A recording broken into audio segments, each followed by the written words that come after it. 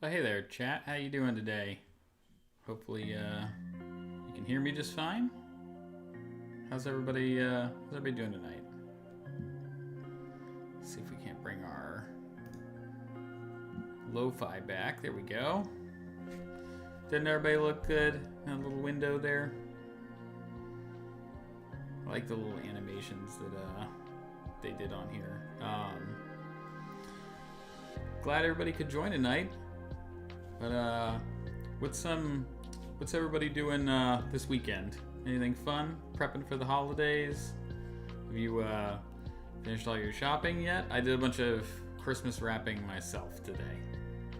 Spent most of the afternoon sitting on the floor with a bunch of wrapping paper and an iPad, playing some YouTube videos while I was just wrapping away. So hope everybody's doing well and getting close to sort of getting everything all wrapped up. If you're out there in the chat and you want to let us know, we got a couple questions for you tonight. I got questions I'm going to answer. We'll have you guys answer some questions too. So how about what's your favorite Christmas movie? Make it an easy one. See if anybody votes anybody votes Die Hard. It's a good one. It's a good option.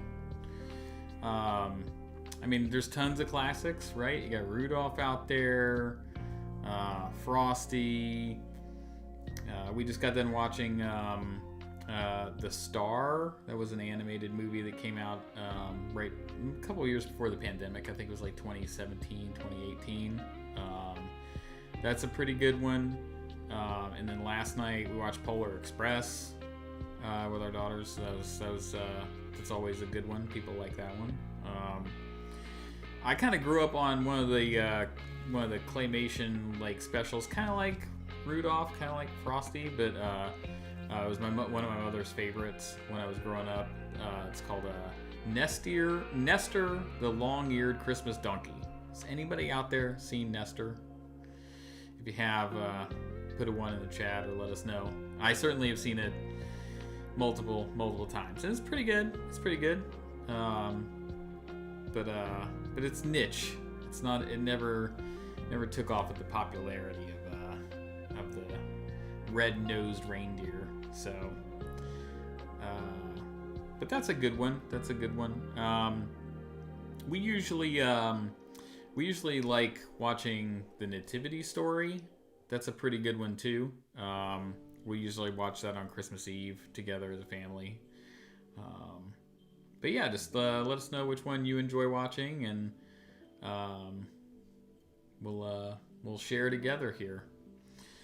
Yeah, I figured, with us creeping up on the holidays, just do sort of a laid-back stream, just to kick back, see how people are doing, do a check-in. This is a good one.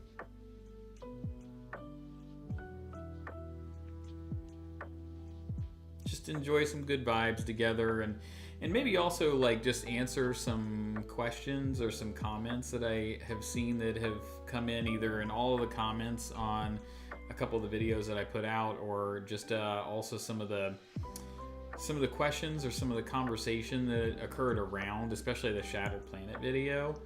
I know it was.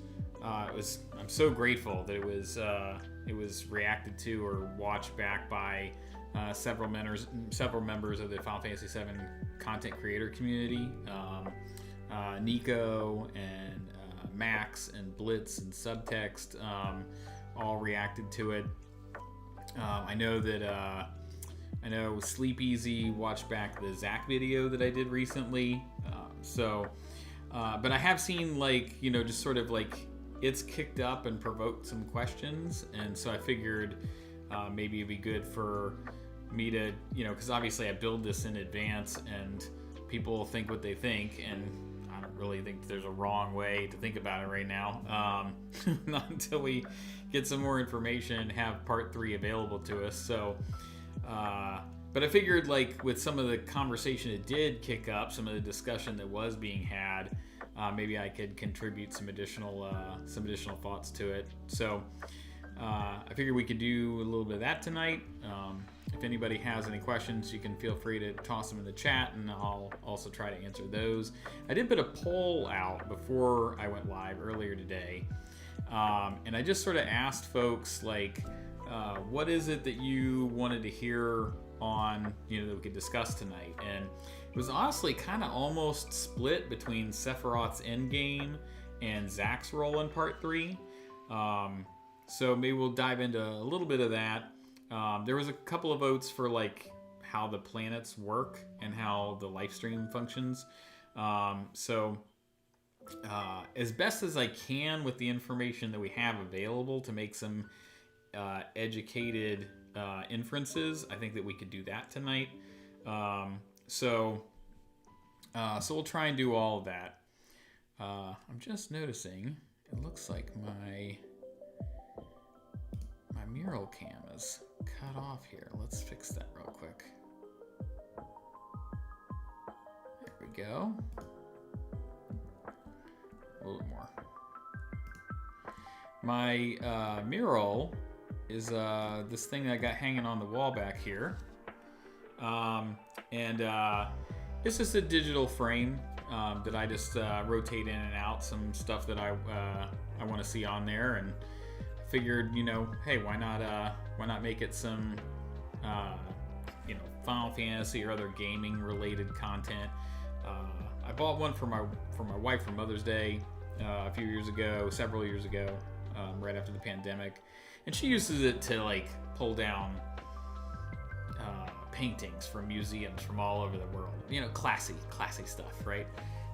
And I wanted one for a long time just so I could do this with it. I could put Clive on there, or put Cloud and the gang on there, or there's so much good fan artwork out there that certainly, like, how do you ignore like spotlighting some of that or enjoying it yourself, right? So there's Yuna right there. So let's dive into a little bit of a conversation here. Again, if you think of your favorite Christmas movie, toss it in the chat. Mine is, I think, solidly The Nativity Story is probably a really, really good one. So if you haven't seen it, check it out. It's really great. But let's dive into a little conversation. There's been a lot of comments thank you everybody who has commented. I think I've really tried to respond to as many comments on these videos as I possibly can, but there's just so many of them, and it's just me like working full time, doing this on the side. Like it's tough to keep up with, really.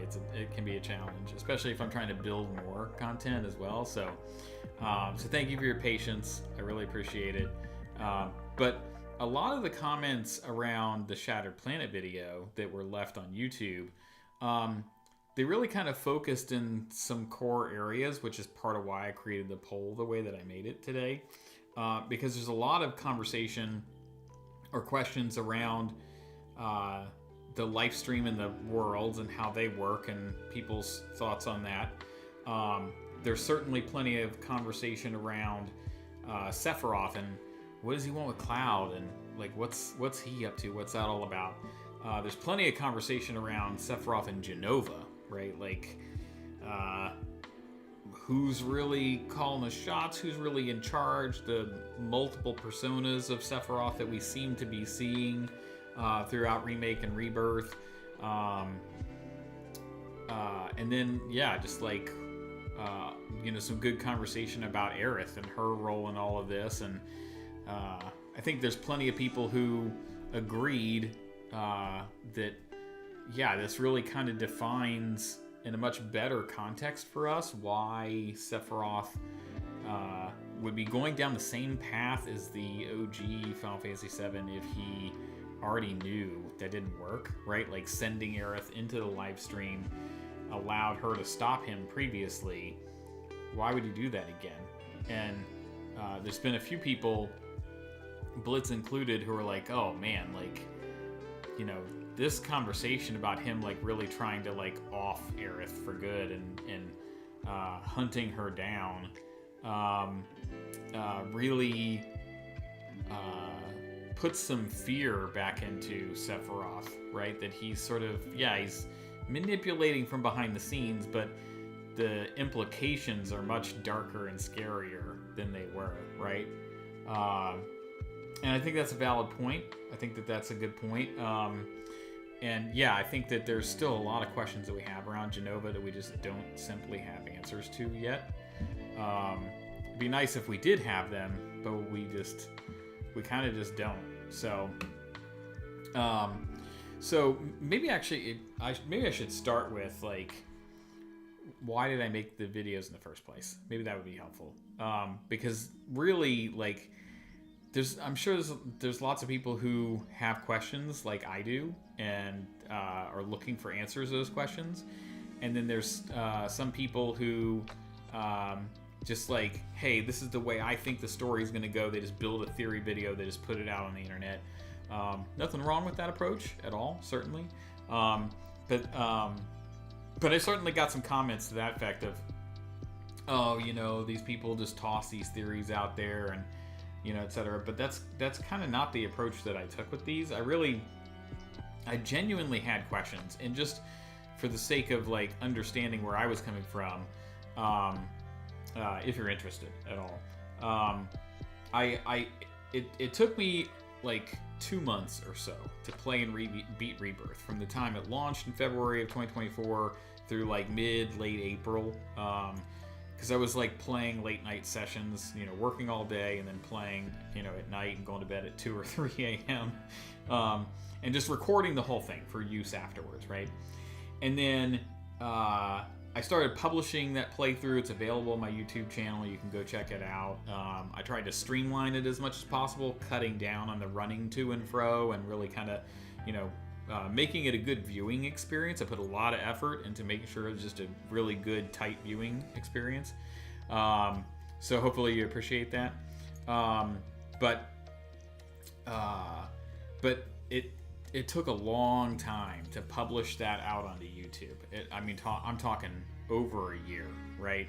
Like from like April 2024 to like June 2025. It was like 14 months of editing, carefully building, crafting, and then publishing all these, like, you know, hopefully roughly 1 hour, you know, videos to watch, ish. But what that afforded me, with all of the focus that I was putting into so much time, spending so much time with the actual content I played through in the game, like watching it back, editing it, you know, etc., like seeing it and hearing it over and over and over, it kept my list of questions building and building and building and building. And every time I would think of something, or I would have a question, or I would have a thought, I was jotting it down in just like this massive notes or Google Doc. And that's really where everything with these videos have started. Is they've started with, what were my questions from having played through the thing and then thinking about it for like a year and a half afterwards. And then really my goal, more than anything, was to pose those same questions, share those same questions with the broader community of, here's the questions I have. What do you think the answers are, right? And so that's why a lot of the things in my Shattered Planet video were more just like open-ended questions that I kind of posed out there. Like, it sure seems like Aerith has some knowledge or some ability to have, you know, a presence or an identity or a power or a knowledge that's not contained to a singular world, right? Much like Sephiroth seems to not. I think that there's a lot of good concrete information we could point to in Remake, and especially Rebirth, that would bear that out. But I didn't make that assertion because that would be coming from me, right? So a lot of the Shattered Planet video and some of the information in the Zach video were really just like, hey, here's what I'm seeing, here's what I'm hearing, here's all these disparate puzzle pieces that are all spread out across these two games, and it can be very easy to lose sight of them. I remember Max saying on his stream when he was watching it back, Nico I think said this too, that man, it was so easy to just be playing through the game and you just gloss over a piece of information that was said either by like a random NPC or even by the Cetra and their like, you know, recording or whatever in the Temple of the Ancients. It's just and it's also as an OG fan, I remember Max saying like, it's very easy just knowing how, of course, Jenova is trying to come back together. Why, you know, why wouldn't she be? But when you start taking these pieces that are here and here and here and here in the games, and you bring them closer together, and you put like pieces side by side to compare them or group them together, I feel like we start to get a clearer picture of what's happening here, what's going on, how these things work. And we can begin to make some inferences from those. And then certainly but I tried to hold back on how much was coming from me, except for like one singular idea. And in the Shattered Planet video, it was the idea of, we have all these worlds. They definitely are all out there. We have concrete, you know, the game backs that up significantly. And I think that we have enough information, especially from Rebirth, to know that part of Sephiroth's endgame is to merge or fuse those worlds back together and to bring his mother back together.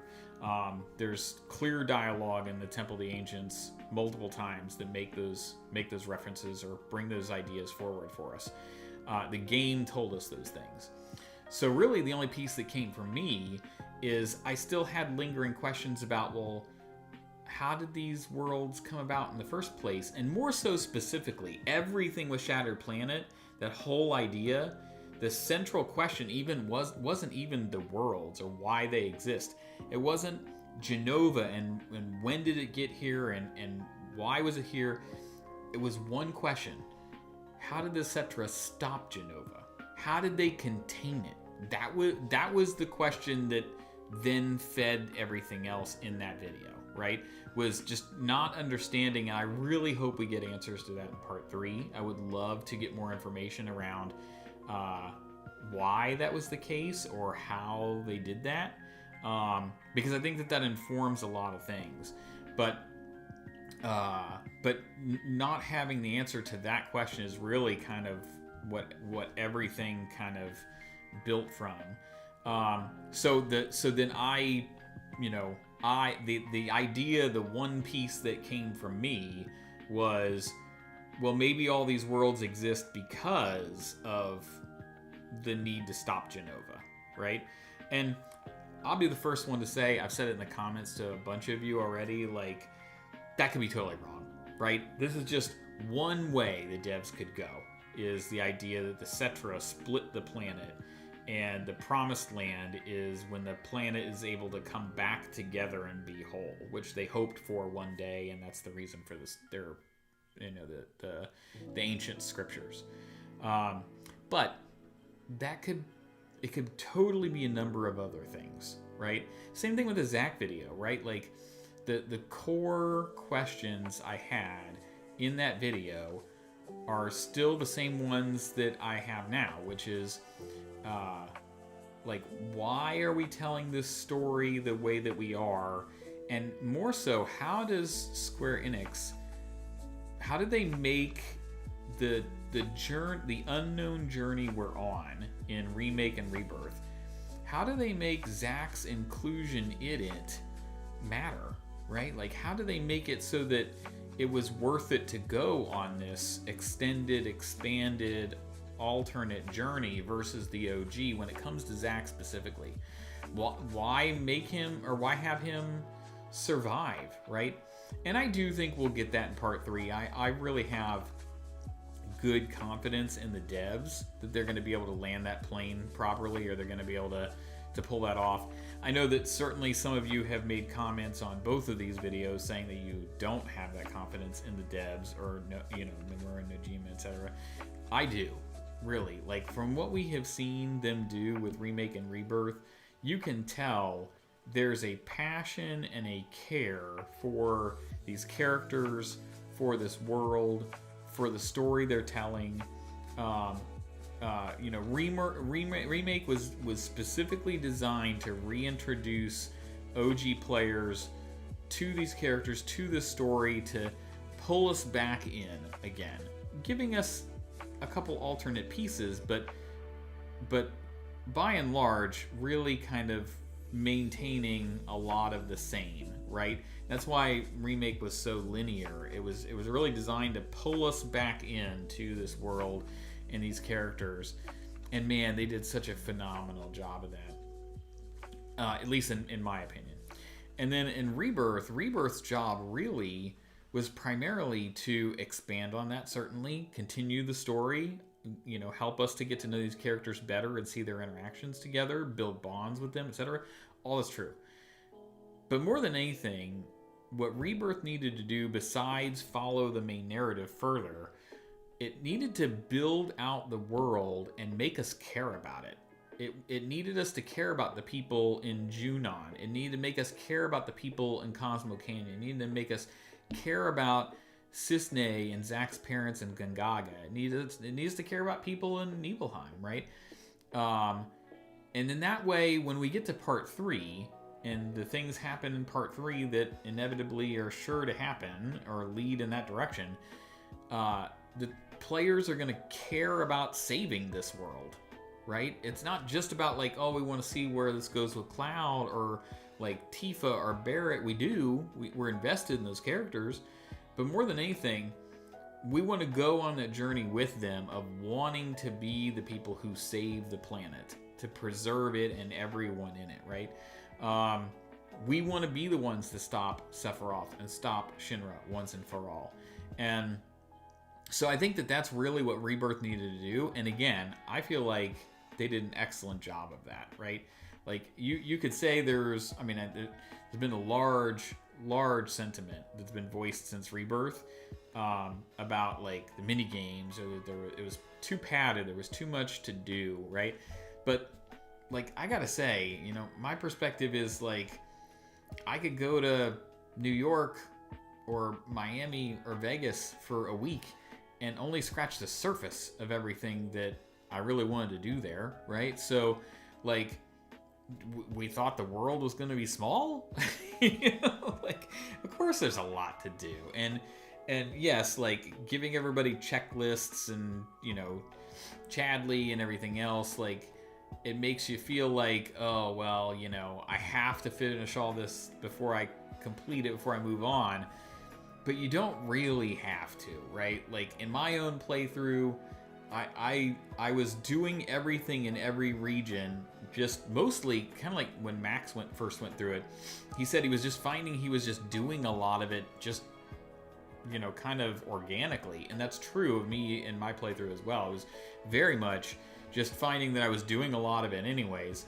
But once I got to Cosmo Canyon, and it was kind of like, oh man, we're done with, we finished, Red's trial or his test, and we came back out of the cave, and it was like, oh, there's a black robe on the bridge, and then it was like, oh, we need to go catch up with Sid and get to Nibelheim. And Chadley was like, yeah, but World Intel.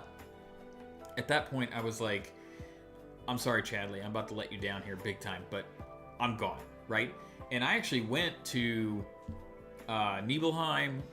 I did some of the side stuff right away there, like a little tiny bit, but mostly I just kind of went straight to the village and just continued on with the story.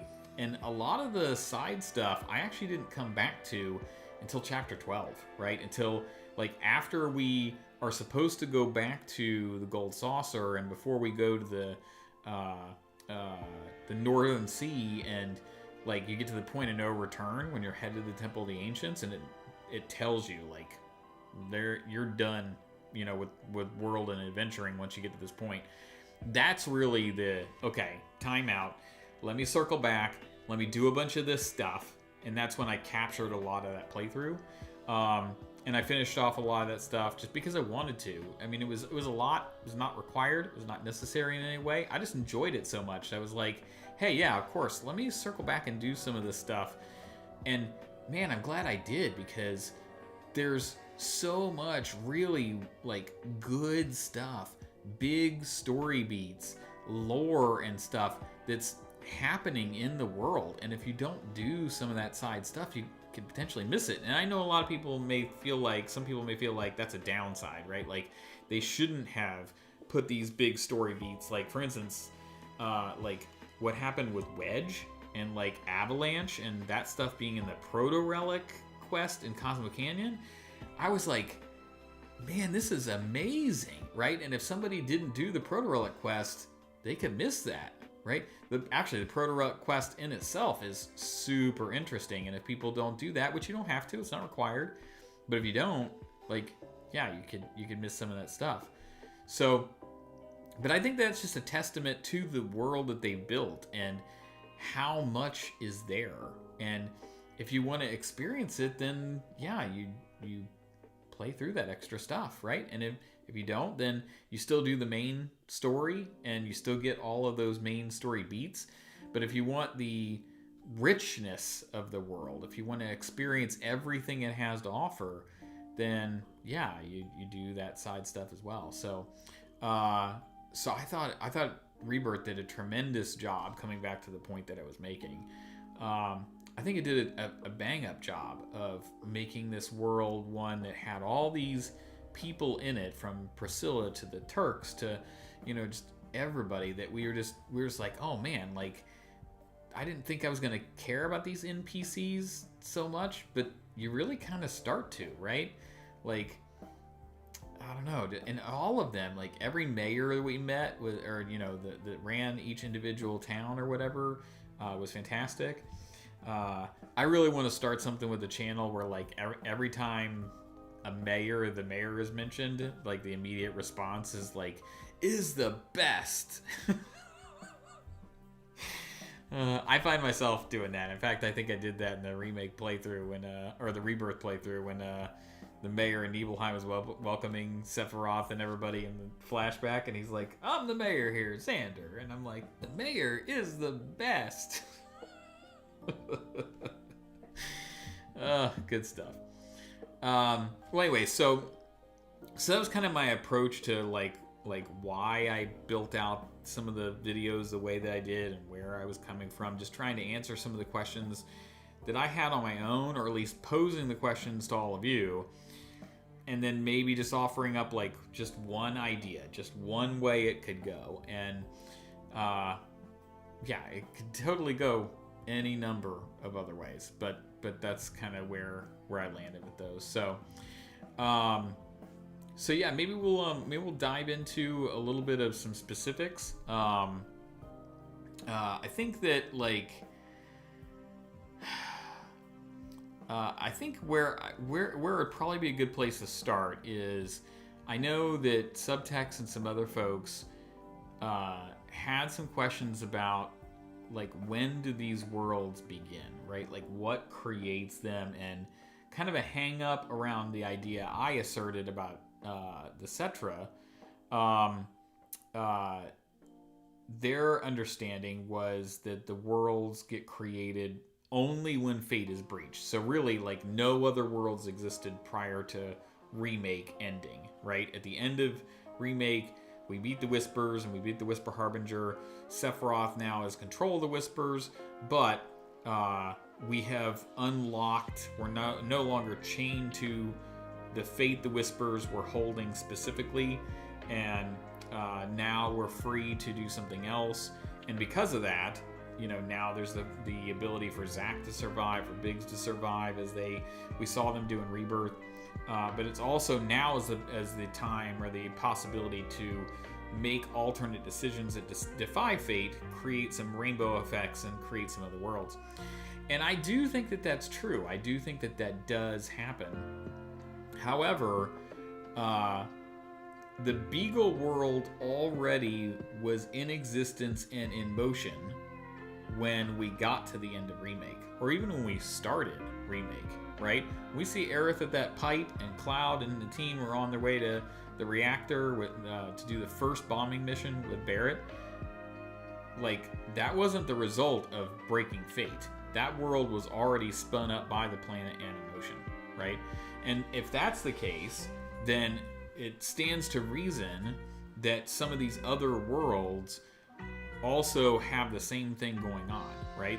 That there's, I mean, it's, you know, it certainly could be, I could be totally wrong. It could be that there's just one world at a time, and when that one ends, the planet does another one and just recycles and spins back up.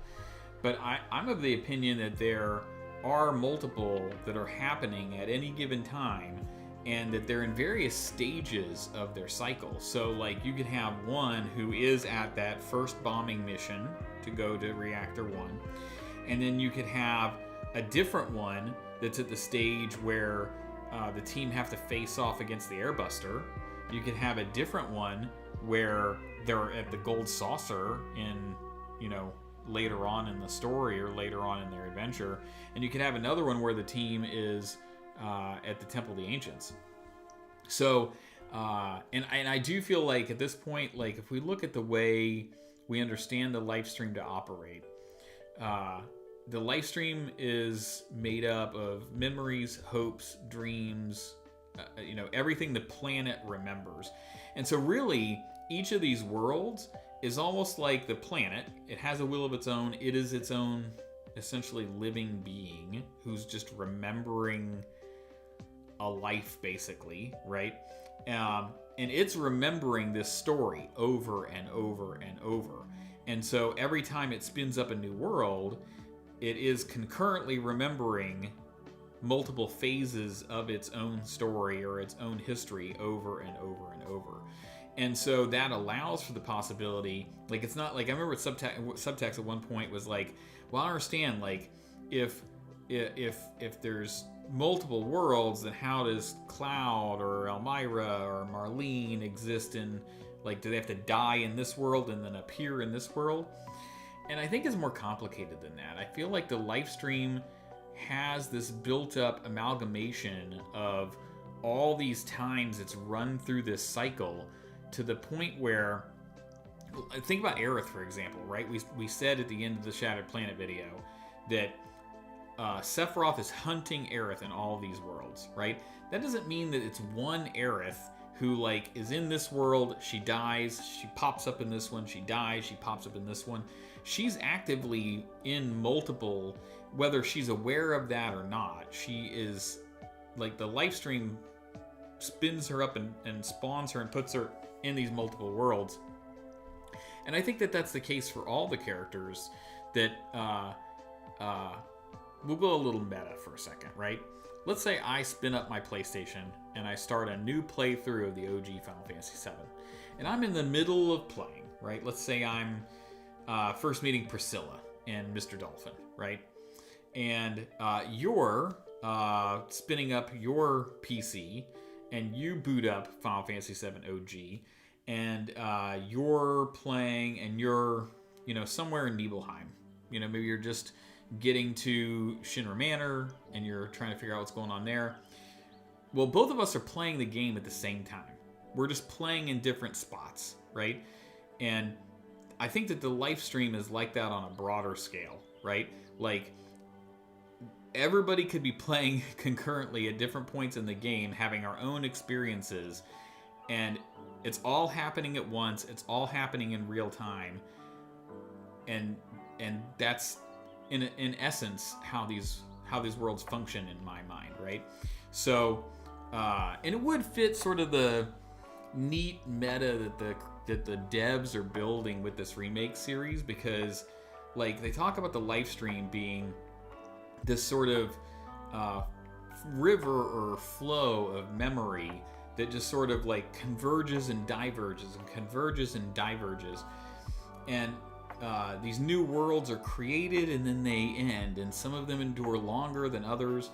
And, like, all these things that we're being told in Remake and in Rebirth, especially in Rebirth, and it almost makes me feel like we're all the live stream, if that makes sense, right?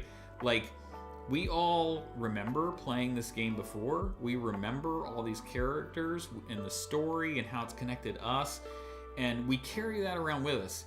And anytime that we bump into somebody else or we have a chat like this one, and we're talking to each other about our own experiences. I talk to you about my playthrough, you talk to me about your playthrough, whether it's the OG, whether it's Advent Children, whether it's, you know, before Crisis, Ever Crisis, After Crisis, whatever. Like all these different experiences we've had with this story and these characters, all of those are all valid, they're legit, and anytime some of us come together and converge and share our stories, we then diverge and go off in our separate directions until the next time we bounce off of each other once again, right? And some of us, our playthroughs, you know, we make it all the way to the end and we are successful in the OG and we beat Sephiroth. And others we don't make it. We get a game over and that world ends. Right? So if you think about it, like our own experiences with this game is like this neat microcosm or example of what they're telling us with how this story and these characters and everything's unfolding within the game as well, right? They can all happen concurrently. They can all happen in relation to each other. But the difference is that while Aerith or Sephiroth may be in a different point in the playthrough in all these different worlds, it's not like they're... I get the impression, this is just how I think or how I feel about it. You all tell me what you think, okay? But I think it seems obvious that they have access to memories that are not their own. They are their own, but they're not their own, right? So like Aerith in Remake, she has knowledge of the future. But it's not because this is necessarily a sequel to the OG and she remembers the whole OG and how it's going to go down. It's more like she's tapped into the life stream and the planet enough that the memories from alternate worlds where things have played out, she's remembering as if it's her own memories, but it is her memories, but it's over here. Does that make sense? Maybe I'm not explaining it very well, but I get the sense that that's really what it's actually happening, what it's all about, is like it's this idea that we're seeing Aerith and Sephiroth play this larger long game because they can remember across the worlds through the life stream that others where others cannot. Others are only remembering that which happens within their own. And I know Max and some others have said before, maybe this is where the clear materia comes into play, right? Like maybe it is something where Cloud eventually in part 3 is reminded, or that clear materia is filled up with memory that happened in the life stream or across some of these other experiences that then gives him power that he can use. And I do think that would be kind of a cool way for them to go. I think that would be very interesting. I think it would be neat. I think it would fit within the story that they're telling, certainly. Just as much as I think like it seems pretty obvious that like Cloud is hiding the black materia that he has at the end of Rebirth. He kind of stuck it into the Buster Sword, and I kind of honestly hope that from a gameplay mechanic standpoint, like I know a lot of people have said like, oh well, Dark Knight Cloud and all that kind of stuff, and maybe that would be certainly pretty cool. See how it changes his gameplay. But I hope it's an equipped materia in the Buster Sword that we can't remove. It's non-optional, right? It takes up a slot because he put it there and we can't remove it. Just as much as Cloud doesn't want to remove it, right?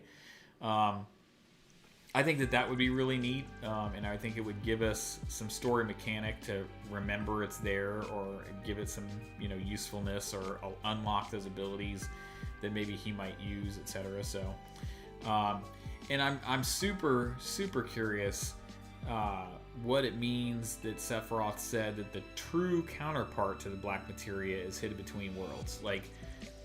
Because that's another one of these things that one of these larger questions that caused me to make the Shattered Planet video is like, okay guys, So let's say Sephiroth is successful. Let's say that he calls Meteor and wipes out a world. Or let's say that the team stops him, like they did in the OG.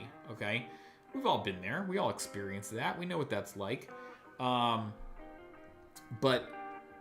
whether we stop Jenova or Meteor is called, if an entire world is wiped out or not, it doesn't seem to really bring about any kind of final resolution, right? Because in another world, Sephiroth's still plaguing us, Jenova has not been defeated yet, etc. So that's kind of also like what really makes me think that where we're going in part 3 is a scenario where all the worlds have to be merged.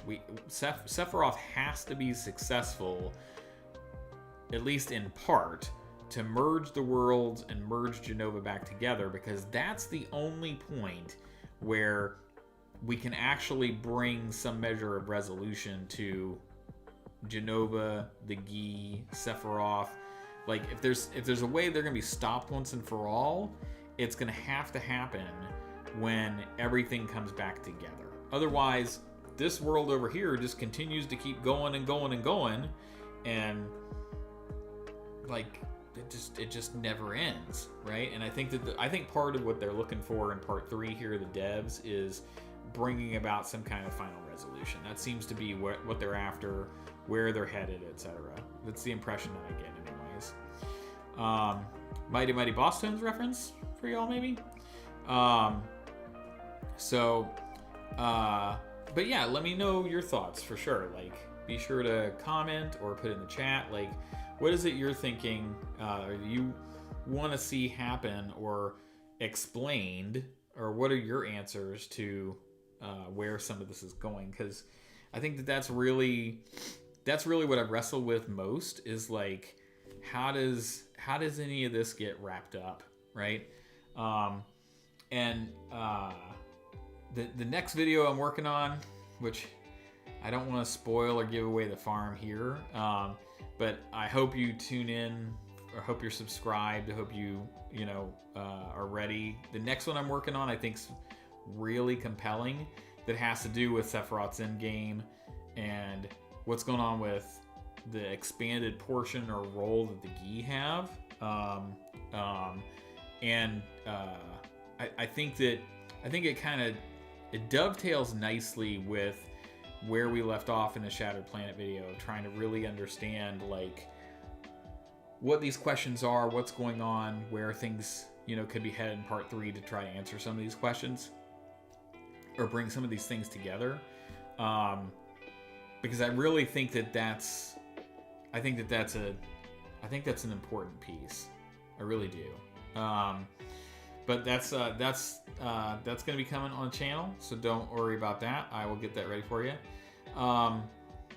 Another question I have that wasn't really posed specifically in the Shattered Planet video, but I really want to know, like, Sephiroth told us at the beginning of Remake, when he was first talking to Cloud, that the planet's dying so slowly, silently, and painfully.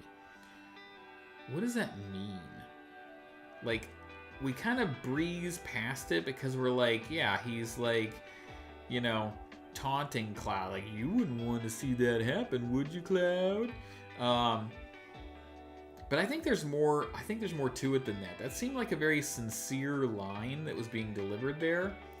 And if that's the case, is there something bigger we can't see, right? Like, I think maybe I think somebody in the comments, maybe in the video, had said maybe Shinra has finally used up so much Mako across these multiple worlds that the life stream's starting to run thin enough that it can't keep up.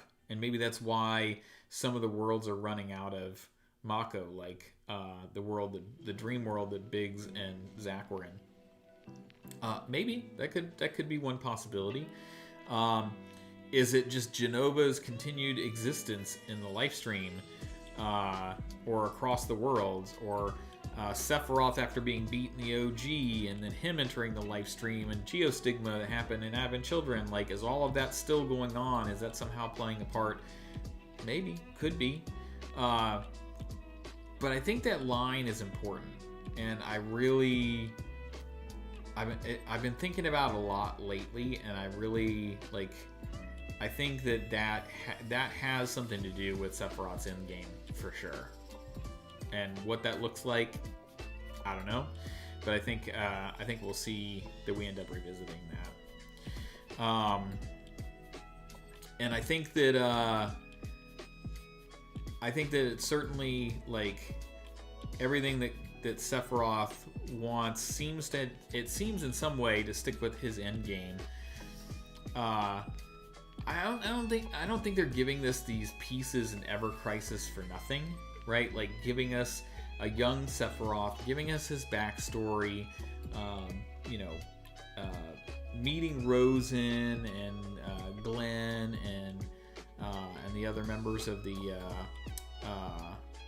soldier group. I've like with Matt and Lucia, right? Like I feel like they're giving us that as context, but you kind of have to treat it like the Marvel MCU movies and then the Disney Plus TV series. Like they can't possibly expect Part 3 players to have played Ever Crisis. They have to give you that information, even in a condensed form, the most important pieces.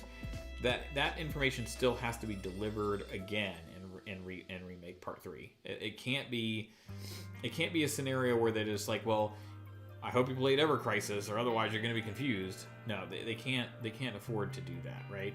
So I do think that we will get some of that in Part 3 to help us to understand Glenn and like why was Sephiroth or Jenova, whoever was doing that manipulation of Rufus, why were they making Glenn appear, right? What was behind that?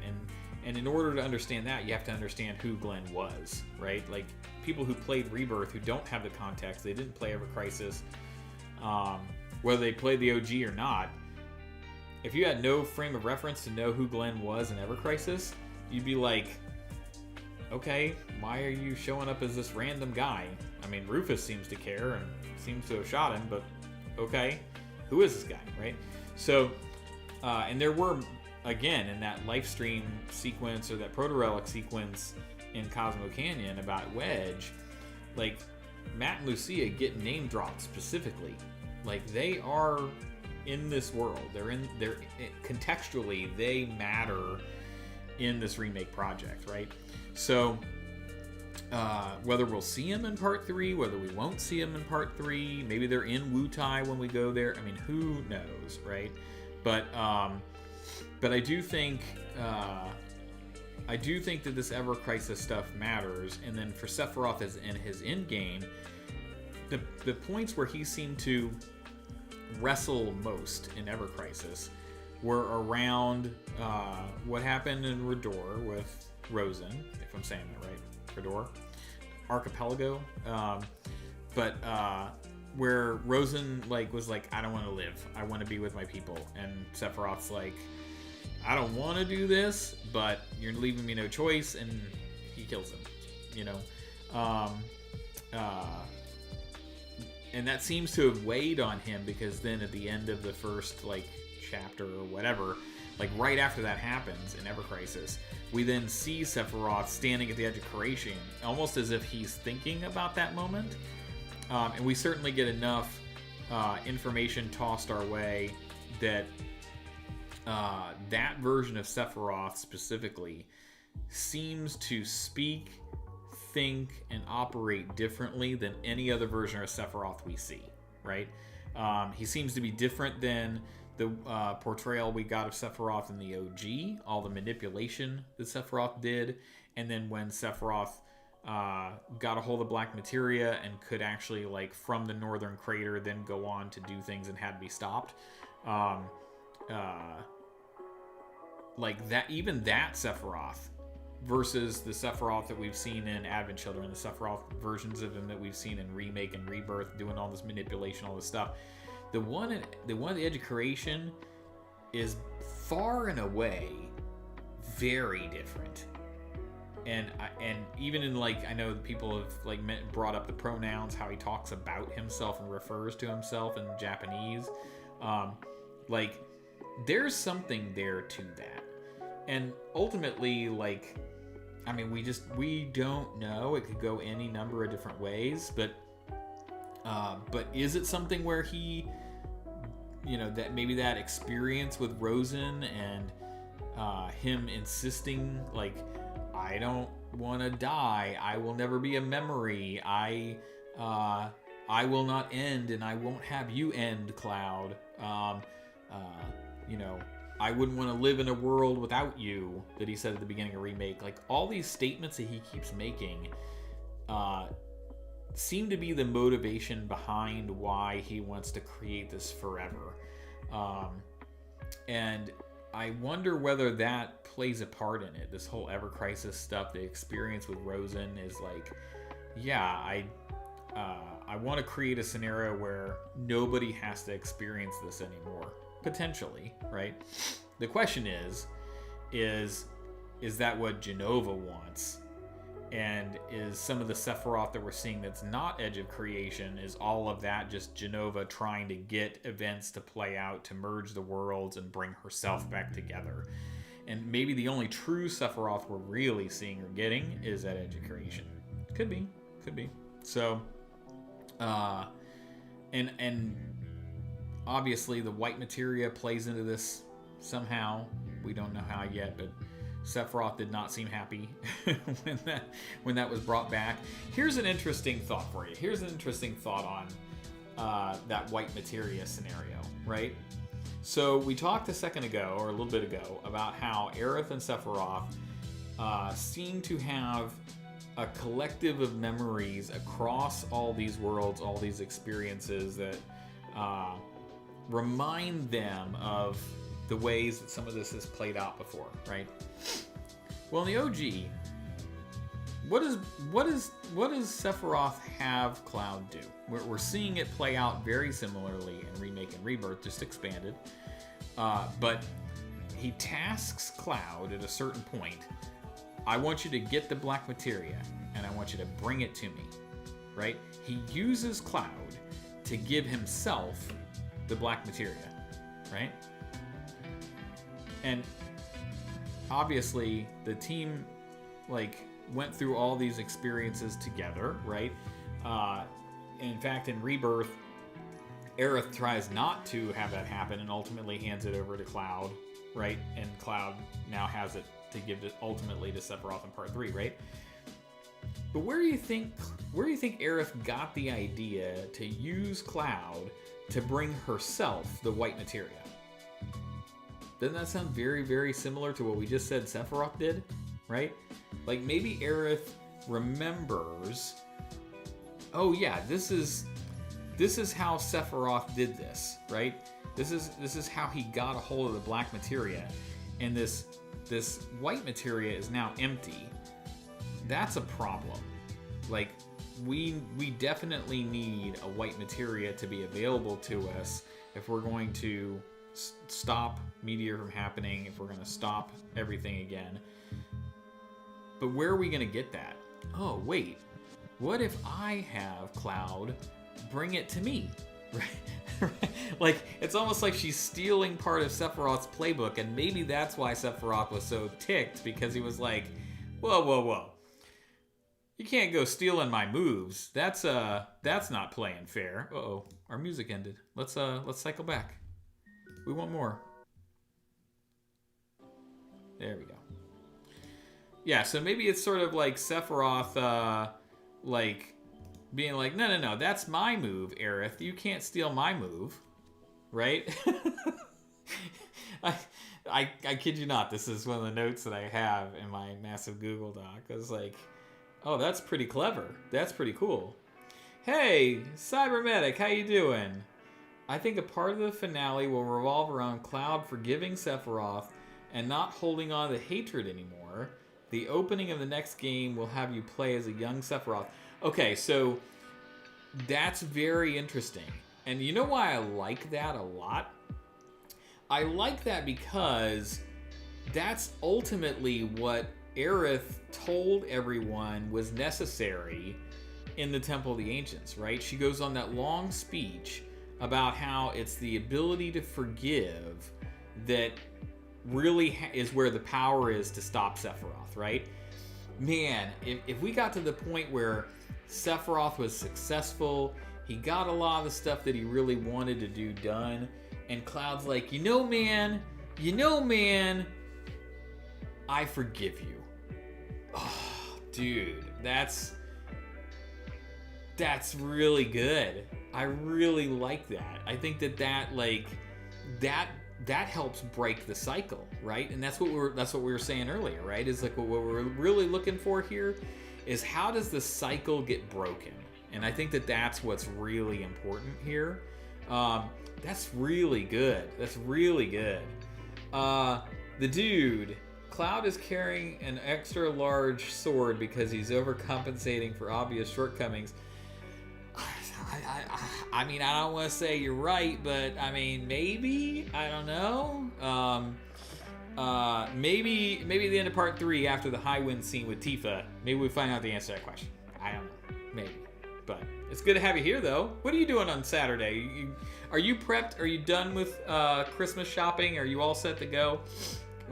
How's the photography coming that you have going on in your household? I'm curious to know. Has she been happy? She's been happy with the camera, I hope. And also, chat, don't forget, like, what's your favorite Christmas movie? Put it in the chat. I'm very curious. There's lots of options out there. There's Rudolph, there's Frosty. We just watched The Polar Express last night. The Star was another one that was out there. My mother loves another claymation one sort of similar to Rudolph and Frosty called Nestor the Long-Eared Christmas Donkey. If you've never seen that one, check it out. It's entertaining. It's pretty good. It's about the same quality as Rudolph. It's really it's got charm. It's got personality. It's very unique. We love, in our household, we love The Nativity Story. We watch it every Christmas Eve. If you haven't seen that one also, check it out. Nabet Seta, I wouldn't mind multiple endings. Of course, one is correct, but yeah. Oh, man.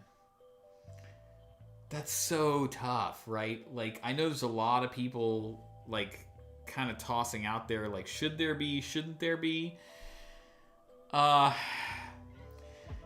has to be a definitive conclusion to this story. I think that's what everybody is really after with this remake project is how can we bring about a final end that does not keep the cycle going, as we just said with Cybernetic a few minutes ago, right? So is it possible that they could have some alternate, like, epilogue type of stuff? Like, maybe if you... How about this? Tell me what you think about this, Nibet. Maybe this would satisfy everyone, right? That's going to be hard, but maybe, right? What if there is a conclusive ending, but depending on how you did certain things throughout part 3, right? Would it be possible for them to have, like, optional epilogue stuff that only happens if you did X in the game, or another alternate scene that only happens if you did Y in the game, right? Maybe that could be. But we would definitely have to have a definitive end. I think that's where all of this is going solidly. I like your pictures. I like how Aerith and Zach are holding hands. Hopefully, I didn't do a photo. No. This mural is a digital display that I have. I mentioned it earlier, but I bought one for my wife a few years ago around Mother's Day, and she uses it to pull, like, paintings from museums, like, all over the globe. Classy, like, really nice stuff, right? And I was jealous of it for, like, a few years, and so I finally bought one. But I didn't want to do that with it. I wanted to put this kind of stuff. Like gaming stuff and video game posters. And what's really neat about this thing is if you turn it landscape, it knows the orientation that it's in, and all the pictures or images that it's showing will change to show vertical ones instead of horizontal ones. So like and you can have different playlists and stuff. So one of my playlists I have in the vertical mode is video game posters, just like all sorts of posters that have been made, fan ones too. There's so much good fan art out there. There's plenty of it that you'll see as it rolls through. Well, one of the ones that I have is somebody had scanned, like, you can tell it's an actual scan of a page of, like, an ad or a magazine or something, because there's bleed through the page behind it. But it's a Qbert advertisement from the 80s. Anybody know Qbert? I can't be the only one. The dude, you know Qbert, I'm sure, right? I don't know, just it's really cool. So thank you for the compliment. I like this thing a lot. And I sometimes I'm at work because I work from home, and I'll just turn around to see what it's showing right now, because I'm just like I really like it a lot. So it would be nice to have Angeal and Genesis save Sephiroth. I feel like we're gonna get Genesis back in part 3. I don't know how. And I don't know how that's gonna be done.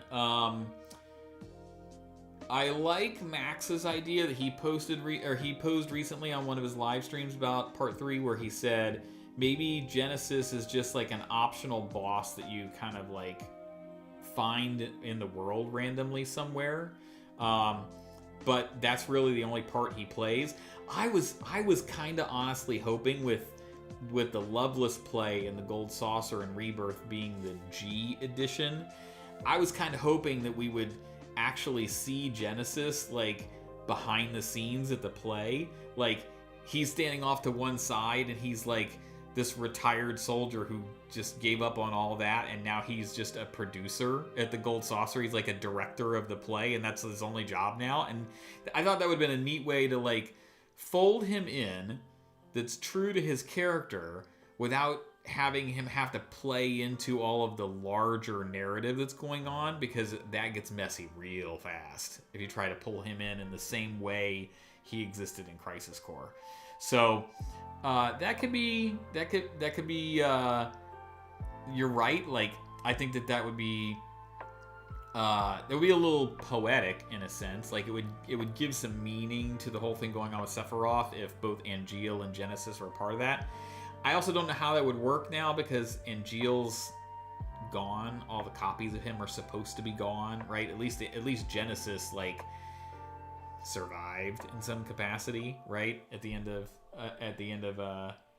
Crisis Core and Dirge and the stuff that happened there. So maybe I think they got to be really careful, because this is such a large narrative, and they not only still have so much to cover in part 3, so many beats that we have yet to explore, but they've expanded on things in a way where they have to actually do more than they really had left in the OG. They got so much to manage. That's why, like, part of what we're talking about tonight is just like the comments and the things that have been left to discuss out of my Shattered Planet video and my Zach video. If you haven't seen either of those, go check those out on the channel. They're both recommended viewing. Okay, but something that some of the people have definitely said in the comments have been along the lines of, well, where they're going with all this is finally tying together Final Fantasy X and Spira and Final Fantasy VII, that they're all, this just proves that the live stream is all part of the same, like, unsent people and all this kind of stuff with the various worlds and everything. Or talking about the like my Shattered Planet idea of like the world being broken and having to come back together. I never played Final Fantasy XIV, but there's a lot of people who said that there's a storyline in Final Fantasy XIV in the online multiplayer game, MMORPG, that played out that way, right? Scions or something like that. I forget. My brother is huge into Final Fantasy XIV, and he promised to explain all this to me, so I'm waiting to get that download. But there's all these folks who have been like referencing some of these other things and saying, well, this is going to get worked into this project. Man, there is so much to do already. I don't see them like trying to tie these other outside things in. And I think that Genesis and Angeal is like the border of too much outside to try to bring in. At least Angeal and Genesis are in some measure tied to part of Final Fantasy VII and its world and its lore, to where you could go there, but trying to like fold in some connection to 10 or 14 or something else, I just think that just gets really difficult. I think that they're exploring some of that stuff with like Ever Crisis, like they just brought lightning in recently to Final Fantasy VII Ever Crisis and stuff like that. I think those are spaces where they can play with some of those ideas, because it's this mobile game and it's not part of the core remake project, the trilogy that they have to tie off so neatly with a bow. So we'll see. I don't know. Maybe they'll give us. I really feel like Genesis is going to be somewhere in part 3. Angeal, I'm not so sure. Oh, great! A couple people, thank goodness. I don't have to feel so old. Some other people remember Keyword as well. That's very reassuring to me. Yeah. So, what else can we chat about here, folks? So, what about Zach? Let's talk about him and his role in part 3. So, the other video I posted recently, I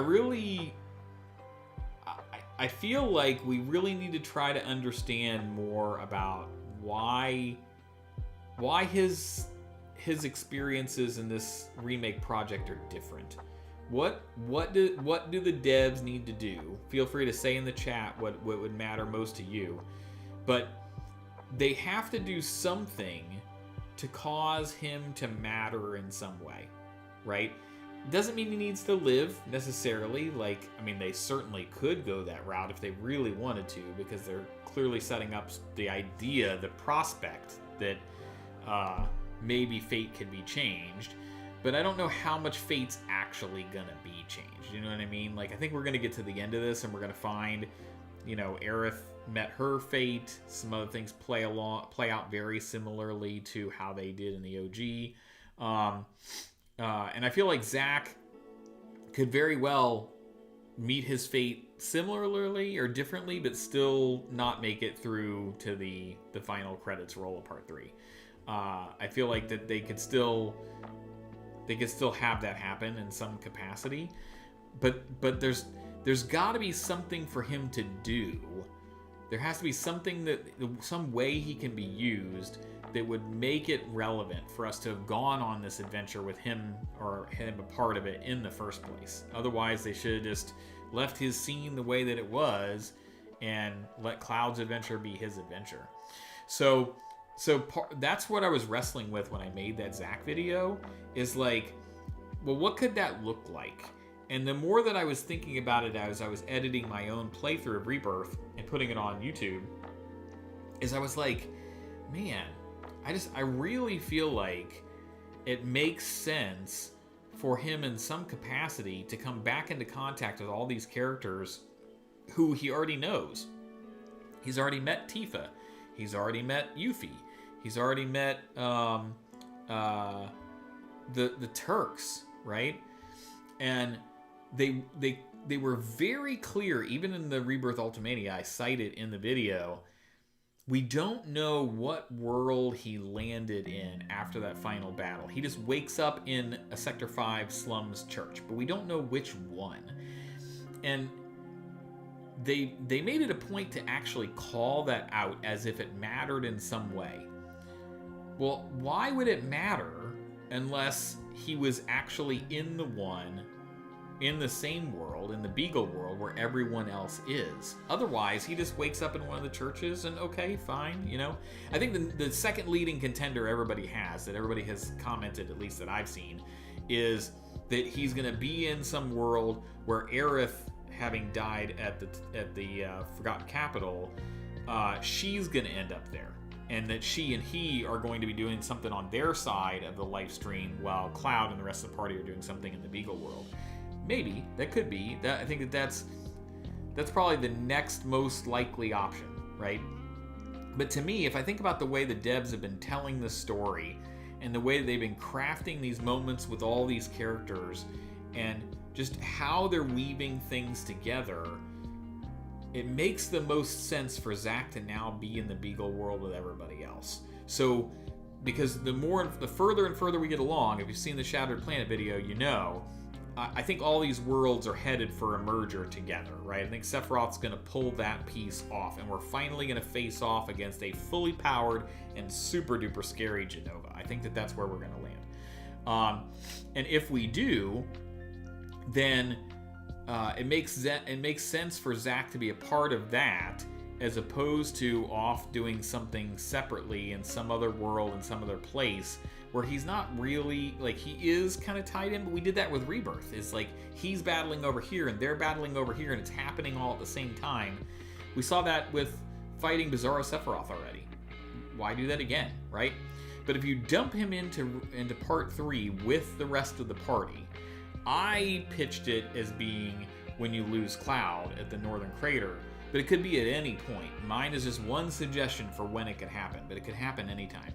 But if you bring him into the party, well, now you get to see him have these follow-up conversations or interactions with some of these people he knows, and then you get to see him banter or play off of other characters like Barrett or Nanaki or Kate Sith. Does Zach know Kate Sith is, like, who's behind the scenes there? We don't know. We know the Turks do. We know Sung does. He seems to have alluded to that in Rebirth. But it would be really neat to see Zach bounce off of these other characters, whether he gets to ultimately survive or not. See Cisne again. See his parents again. And we, again, like I said in the Zach video, we know there's an entrance and an exit to the life stream in Gongaga. So if you lose Cloud in the Northern Crater and he falls into the life stream and everybody gets out of Dodge and they jump on the high wind and they're out of there, and then they're like, oh man, we gotta find Cloud. Where is he? The first place people would go to look, if you didn't play the OG, if you had no context, the first place people might think is, well, where could he come out of the life stream? Well, Gongaga. That makes sense, right? If you played the OG, like, there's clues, there's things that you hear that, like, kind of steer you to Mediel. Red even sets you up with one of those when you first take over the High Wind, and like he's like mentioned this island. But it would be super, super cool if you fly to Mediel, if you know that, right? And you're like, wait, Cloud's not here. What do you mean he's not here? He's not. He should be here. Why isn't he here, right? But then you start to get like, oh man, we saw this guy with this Buster Sword. Go here. So you go to Gongaga, and there's Zach, right? Right, like that. I think that would be so cool. I think it would be a neat way for the devs to tell the story. I think that seems to me like that's the type of story that the devs have been telling in Remake and Rebirth, and it just feels right. You know what I mean? It feels right. Oh, Rydia from Final Fantasy IV. Anybody play Final Fantasy IV? That, from a nostalgia standpoint, one of my favorite in the series. I grew up on that game, playing on the SNES. It was one of the few things my brothers and my father actually all did together was play that game a lot. So I look back fondly on when we got the Super Nintendo and we played some Final Fantasy IV. It's a good story. If you haven't played 4 yet, get the Pixel Remaster, check it out. The dude, I think Zach is desperately trying to fight against his name being instantly affiliated with the Saved by the Bell series. That is a cross to bear, for sure. What if Zach came into being after Screech struck him down like Zarth did with Obi-Wan? Maybe? It could be. He seems to be more corporeal than a Force Ghost. So, I don't know. But, if you like Saved by the Bell, put a 1 in the chat. Because honestly, I kind of dig that show. That was a good time when it was on TV. I even watched like the college years. That's some good stuff. It was entertaining. What else can we dive into, chat? What do you guys want to hear? You guys have questions about Remake and Rebirth? What do you want me to answer for you or try to speak to? I will do my best with bearing in mind the limited information that we have in... Oh, there's a 1. Somebody likes Saved by the Bell. Thank you very much. I appreciate that. That was such a good show, honestly. Again, another ensemble cast with good characters that could banter and could play off each other really nicely. And I don't... Honestly, it's one of those shows where, like, you watch something and you're like, if they had cast somebody different in some of these roles, the show would not even be the same, right? Like, they found just the right people to play those characters. Things just happen the way they're supposed to happen, you know what I mean? Let's see. What about the Promised Land, guys? What do you think's up with the Promised Land? There's another one. Thanks, the dude. I knew you'd like that. You were a closet Saved by the Bell fan. I could feel it. What do you think's up with the Promised Land? Do you think the Promised Land is an actual physical location, or it's something that's like a manifestation, or it's like a heaven type of place, or do you think, as I had supposed or I had put out there, it's when all of the worlds merge back together, when the planet is whole again? I think that really makes the most sense. I think that it's a plausible reason for why we never saw the Promised Land in the OG. We've never seen anything like it in this entire compilation. Anything having to do with Final Fantasy VII. We hear about the Promised Land a lot. We've never seen it. And I think the reason we've never seen it is because it hasn't existed yet. Not yet. Until we get to where we're going in part 3. And then I think we do finally get there. I think that's kind of where we're headed. What else? I took some notes down here. Let me refer to those. We'll pull some concepts out of here. And you know what? While we're at it, new question for everybody. Thanks for responding about Saved by the Bell. Favorite Christmas song? You got a favorite Christmas song? I think one of my favorites is Joy of the World. I think that's a really good one. It's Hark the Herald Angels Sing. It's powerful, it's moving, it just like it reinforces the message of what Christmas is all about. I love both of those. Those are really, really good. You know what else is really, really good? This lo-fi. This lo-fi is really good. Sing 4D Laughter. If you've never looked them up on YouTube, here I'll scroll down a little bit and you guys can see that there. Hopefully. Oh no, I gotta go a little further.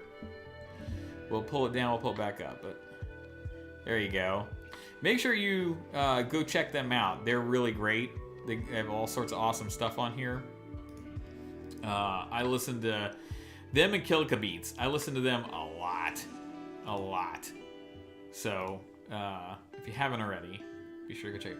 Trans-Siberian Orchestra. Oh, that is a good one. I would love to see it in concert.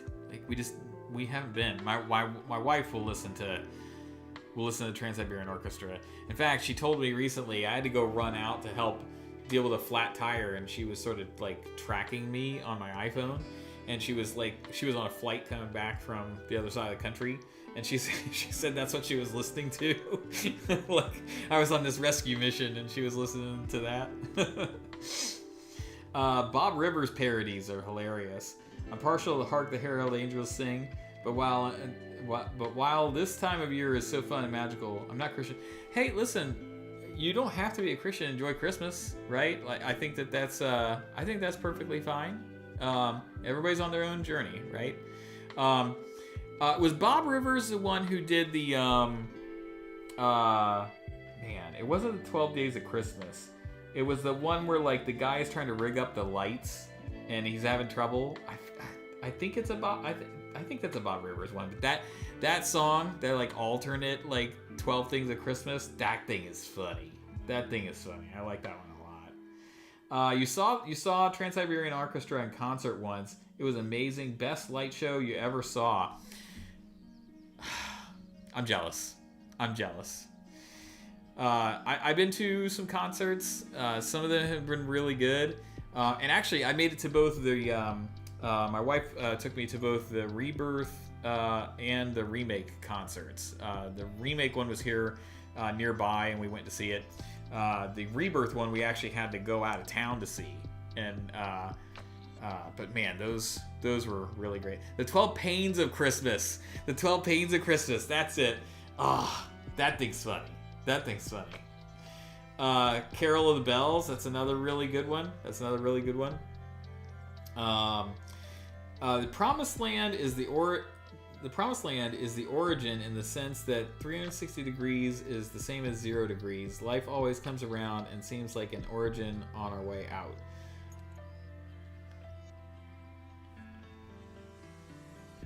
I feel like that's very deep in an odd way, like unexpectedly. Like, if you think about it, yeah, I could get where you come from there. And like, if the Promised Land does serve some type of afterlife or heaven type space, if it's sort of like, because a lot of Final Fantasy VII is wrapped up in the life stream, right? Like you go into the life stream and then you're born back out of the life stream again. There's actually I feel like that there's some truth to that within the lore or the world or the story of Final Fantasy VII. I think that could be very, very true. Here's another question for you guys. Let me pull up. We won't listen to it. Maybe we'll just watch part of it here. Let's pull up. I hope this is gonna work, guys. I've been fighting with technology all day to try to prep for you guys. Let's pull up. I lost OBS. Where is it? There it is. Okay. Let's pull up QuickTime here.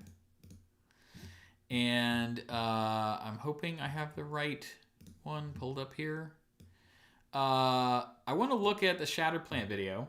First, let's make sure we're getting audio. Can you confirm that you're getting audio for me?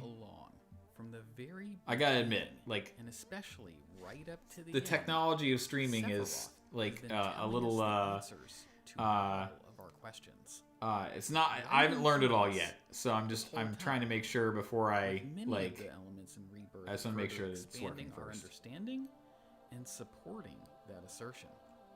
What I'm about to present. Or is it like, is the volume too low? Discussing. So let's break it all down. I just want to make sure. The first concept. Okay, and then while you guys are responding to that, because I think you're on a little bit of a delay, I'm going to jump straight to the part that I want to talk about. Yeah, this part right here. Okay. With any luck, you guys will respond. All right.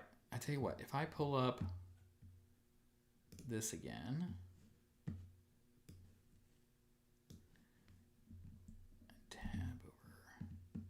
Let me just make sure. Okay, yeah. I think you're getting sound. Okay, so this is what I want to chat about next, guys. Is this next section here? But how does this work when a consciousness re-enters the life stream and helps in the creation of a new life? I think there's three main possibilities. Is a person's spiritual energy diffused and used to create new, completely different life within the same world where they died? Or is a completely new life created, but in a different world instead? Or, hear me out, are the people reborn as themselves, but in a different world? So their spiritual energy remains, but when new life is born out of the life stream, it's still them. Okay, so let's think about that. I'll pull our lo-fi music back up. Let's think about this concept for a second, okay, y'all? So when we're thinking about what it means for people to, like, they die, they go back into the life stream, and then they come back out, right? This is one of the fundamental questions that I had about how these worlds work and how the life stream works within them, or are they within the life stream, right? Is like, yeah, we get this explanation from Bugenhagen. We've had it before. We know, maybe the music might be a little too loud, so I'll turn it we know that when people die, their souls, their spirits, their memories, etc., go back in the live stream, and then they pop back out after a little while, right? We hear multiple times in Rebirth, we hear in time, and there's nothing the devs do in these games. I'm extremely confident. Every tiny little detail, every little scene, every little line of dialogue is super important. They don't put anything in these two games so far that we should be paying close attention to. So that in time matters in some context, in some way. Like, they wouldn't have had Aerith say it and then Barrett immediately repeat it and sit on it if we weren't supposed to catch that point, that there's something to that. Okay, so but when we have these, when we have people who they pass away, they re-enter the life stream in time, they give rise to new life. Well, one of the fundamental questions that I had about this whole thing is, well, does that happen within that same world? Like, does the life stream just pop them back out in the same place that life had previously been? Just like sort of like, not necessarily even a reincarnation. It's just sort of like this life passes away, their spiritual energy re-enters the life stream. They're no longer themselves, they're just energy. And then that energy is used by the planet to manufacture new life, a new baby, a new tree, a new whatever, right? That's one way that it could work. But understanding that the fundamentals of how the world or how the planet works with the life stream in Remake and Rebirth is broader than that, that there are multiple worlds out there, and we kind of visited on this earlier, but in case you weren't here and you missed it, like one of the biggest questions everybody had from the Shattered Planet video, like I know Subtext had said this and some others had said this, is well, all these worlds only started being created at the end of Remake, right? Because they're manufactured, they're born out of a breaking of or defying fate, which wasn't possible before the end of Remake, right? And now we have these sort of rainbow effects, and now new worlds can be created. I actually saw somebody make a really astute observation in, I think it was Subtext's, either Subtext or Max's video, or their live stream of it, where they were talking about how every decision Zack makes from the point that he's saved and he survives the assault with Shinra, every decision he makes is going to spawn a new world, because he's defying fate left and right with every decision he makes, because he was never supposed to be making any of those decisions. He's supposed to be gone, right? That's a very valid point. And if you can think about how many worlds get manufactured by Zack, that could be pretty substantial. And it could also be a drain on the life stream too, if we're thinking about the life stream being spread thin. Certainly that could be part of it. But coming back to how life in the life stream and the generation of new life works, well, the Beagle world that Remake was based off of, like when we all started up Remake, there was Cloud, there was Barrett, Jesse, Biggs, Wedge, they all go to Reactor 1, Aerith's over at the Loveless Street, right? Like, that is already happening. Pre-end of Remake, pre-stopping or defying fate, that world, that Beagle world, already existed and already had life in it, right? So, we know the planet can create these worlds out of the life stream, right? So if there's one, it stands to reason there's more than one. And then also when Remake ends and fate is defied, the Whispers are defeated, the Whisper Harbinger is defeated, Sephiroth takes over control of the Whispers. Well, then now, yes, we're also getting additional worlds created out of a defying of fate with rainbow effects. But there's certainly like existing worlds that already house people, that already house life, already existing, right? So with that being the basis and the foundation of understanding, it comes back to this question, this image on screen, right? Is like, do some of the worlds already exist, already have people in them? And if that life passes away and the spiritual energy goes back in the life stream, does it pop back out later in time within that same world, or does that spiritual energy get used through the life stream across way over here in a different world, like the terrier world or the pug world or whatever, to create a new life that way, right? Or, and this is really kind of where I was coming to my point with this image, is in the process of that, how exactly does that work if somebody can retain their identity? Like, we know from the OG and when everything happened with Aerith, the way that it happened, we know from like the novelization, like On the Way to a Smile, Aerith still continues to exist in the life stream, shepherding people on their way to like let go and become part of the life stream flow so they can become new life elsewhere. But she remains, she holds on. And part of the reason that we understand she can do that is because she's a Cetra, because she's an ancient. So does she have the ability, or does the life stream treat her or maybe everybody differently, where the new life that's given rise when somebody passes away is still that same person? Like, if Cloud eventually passes away, the next time that his spiritual energy is used by the life stream to create life in whatever world, is it still Cloud? Like, is Cloud reborn from his own spiritual energy, or is it used to, you know, make some NPC the next time or whatever, right? I think that they're like trying to understand the mechanics of the world, like, caused me to have all these questions. And so that's part of why I was putting this image, this graphic together, is to try to understand that. Nibet, if you play Dirge of Cerberus, Omega and Chaos are basically the end of life, and the planet travels the heavens. The planet travels the heavens to a new planet. Well, the planet's the planet, right? Like, I think we understand the concept of how Jenova works. That Jenova could kill off a planet, use its husks to travel around the cosmos until it finds another planet to try to consume or take over or whatever, right? Infect.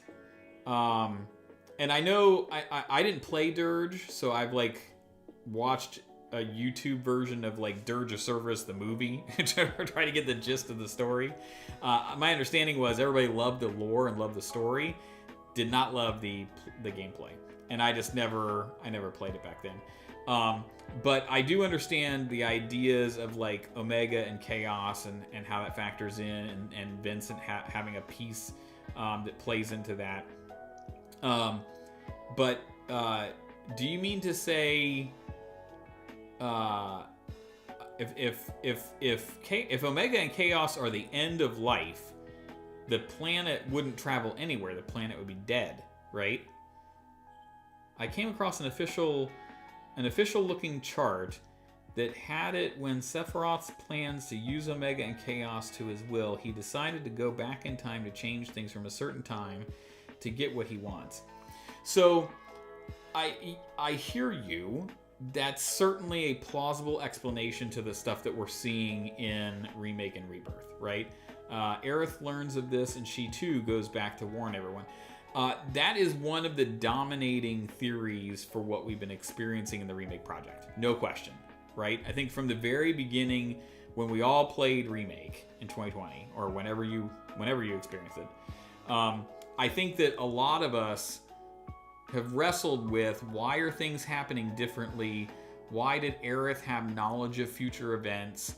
Why is Sephiroth popping up earlier in the story than he ever did before? And that is certainly a really good explanation for why that could be the case, right? I think the way I see it right now, we need part 3. Part 3 is going to tell us, hopefully, everything. We want the questions answered, right?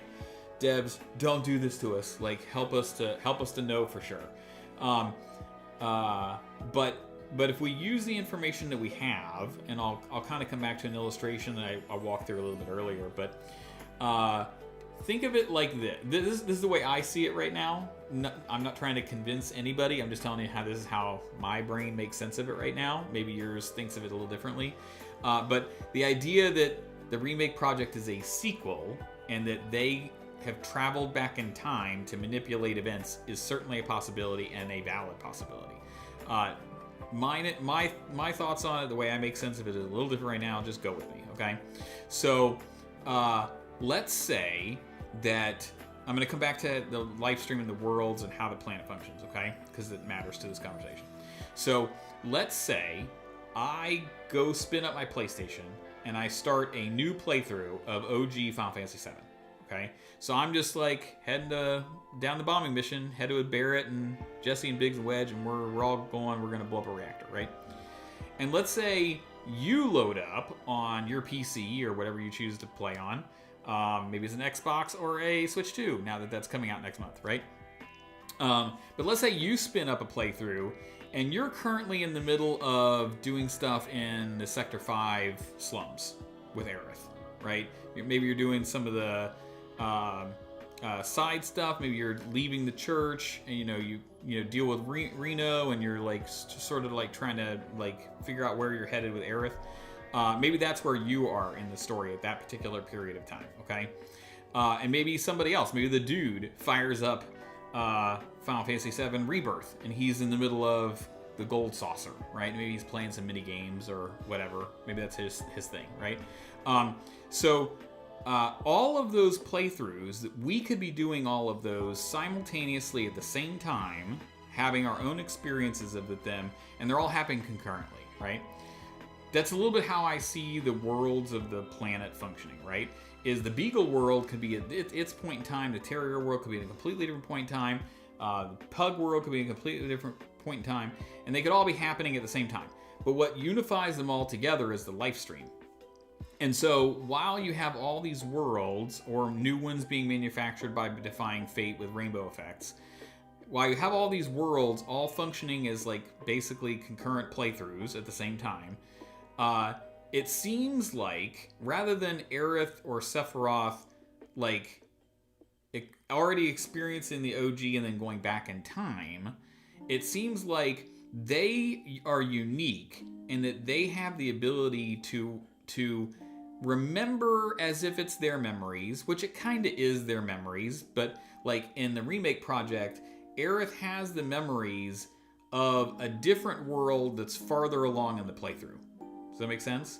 Right? Like she can remember her own memories from over there in the live stream where she is now. And so it wouldn't be necessarily like she's traveling back in time.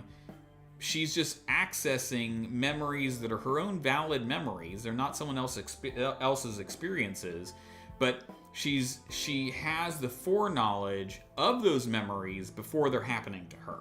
Same thing with Sephiroth, right? Sephiroth is aware of, this didn't go well for me in the OG. And also, this is what happened in this scenario, or this is what happened in Advent Children, or this is what happened in,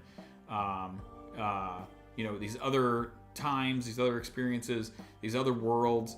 And the unique thing is like Aerith, Sephiroth, there's something unique about the Beagle world where he finally put some pieces together to understand broadly how all that functions, right? Like, that's what's unique about the Beagle world, is that he has figured out what's happening across the worlds. And I think that's, like, even when you watch the Nibelheim flashback at the beginning of Rebirth, where he's talking to Jenova, he's talking to his mother, and he's like, I finally have it figured out. I finally know how we can do this, right? It's some of the same dialogue he still says in the OG Final Fantasy VII, The Promised Land. He cites that verbatim, right? It's just the nature of the way he has done his meticulous research. It just seems like he has finally figured out a few clues he needed to help him get the job done this time in the fashion that he wants. And again, it doesn't seem like his end goal this time around is the same as the OG. In the OG, it's kind of a straightforward, like, hey, I'm going to get the black materia, I'm gonna summon meteor. It's gonna wound the planet, and then I'm gonna nom all of the life stream, and then I'm gonna become God. Right? He thinks that that's gonna work for him. Okay. This time around, like, he makes it very clear, and Aerith even calls him out on it at the end of Rebirth, or at the end of Remake. He's like, I don't want this world to end. It's dying slowly, painfully, silently. I don't want a world where you don't exist, Cloud. I don't want you to end. I'm not going to end. I'm not going to become a memory, and I don't want you to be one either, right? I want a forever where that doesn't happen. And Aerith at the end of Remake is like, he'll tell you he cares about the planet and the people in it, but he really doesn't, so don't believe him, right? So she even calls him out on that. But he clearly, his agenda is not get the black materia, call meteor, wound the planet, potentially destroy the planet. It doesn't seem like that's what he's after this time. He's after something more substantial. And it certainly has to play into the version of Sephiroth we see at the edge of creation. At the end of Remake, at certain points in Rebirth, we even see him pop up in Ever Crisis, like remembering the time what happened with Rosen, right? Like, it is very clear, even in the pronouns in Japanese that he uses to refer to himself, that version of Sephiroth at the edge of creation is wildly different than any version of Sephiroth we've ever gotten in anything in FF7, in the OG, in Advent Children, in the novelizations, anything, right? Even the way he functions in Remake and Rebirth. Every time we see Sephiroth, he's much more like a Jenova, manipulative, like, he has a way of acting. And then when we see him at the edge of creation, he's just very different, right? He talks different. He seems to be much more pensive and methodical, and like, hey, join me, Cloud. That seemed like a sincere gesture of, hey, I want you to join me. I think there's a reason in the in-between worlds in Rebirth where he's like explaining to Cloud, like, this is the true nature of reality.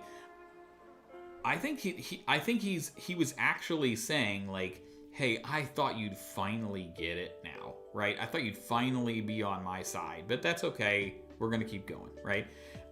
It just seems like a lot of this stuff is leading us to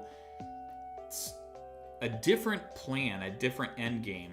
And I think part of that end game is set up by some other pieces that we get in Rebirth. That's actually the next video that I'm working on, is around like his end game and some expanded story elements that we're getting that are helping us to maybe potentially have a model by which Sephiroth is operating or using as a reference point for what he's trying to accomplish. The dude, people have to stop viewing time as a straight line. It's more like a sheet hanging on a clothesline. Yes, I think that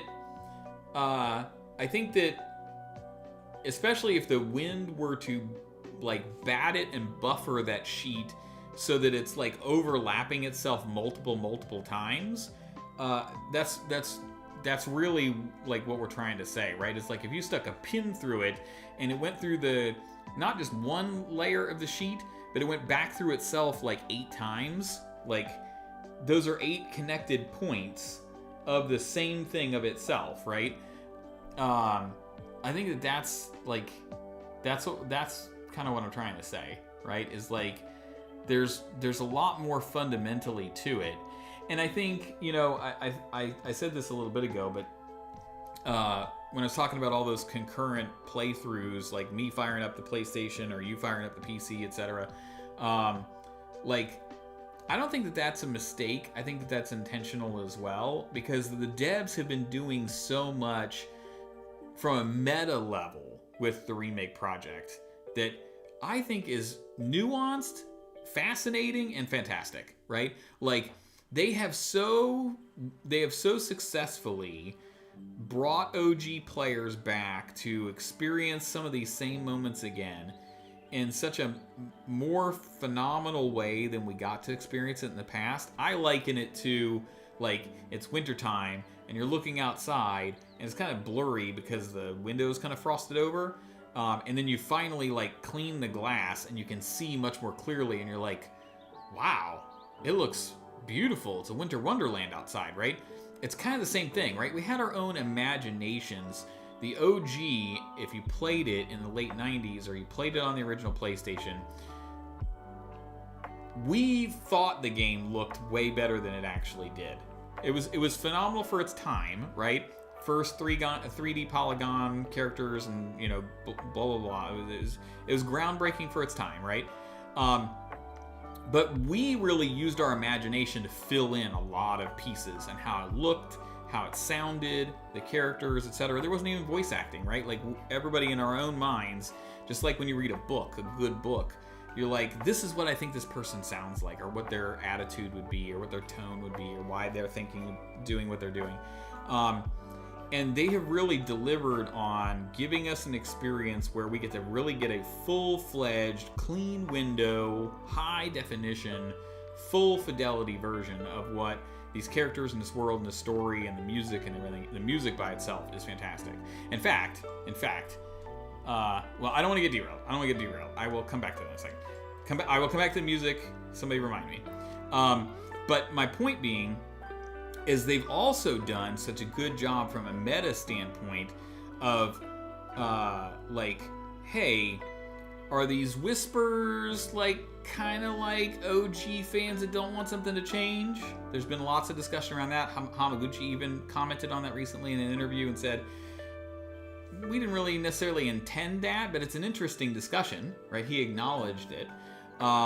Same thing with just the way that we've all been inserted into the story throughout Remake and Rebirth to put us into the position of Cloud, right? Like, they've made us be Cloud in this story to the point where we're accomplishing a lot of the things that he does.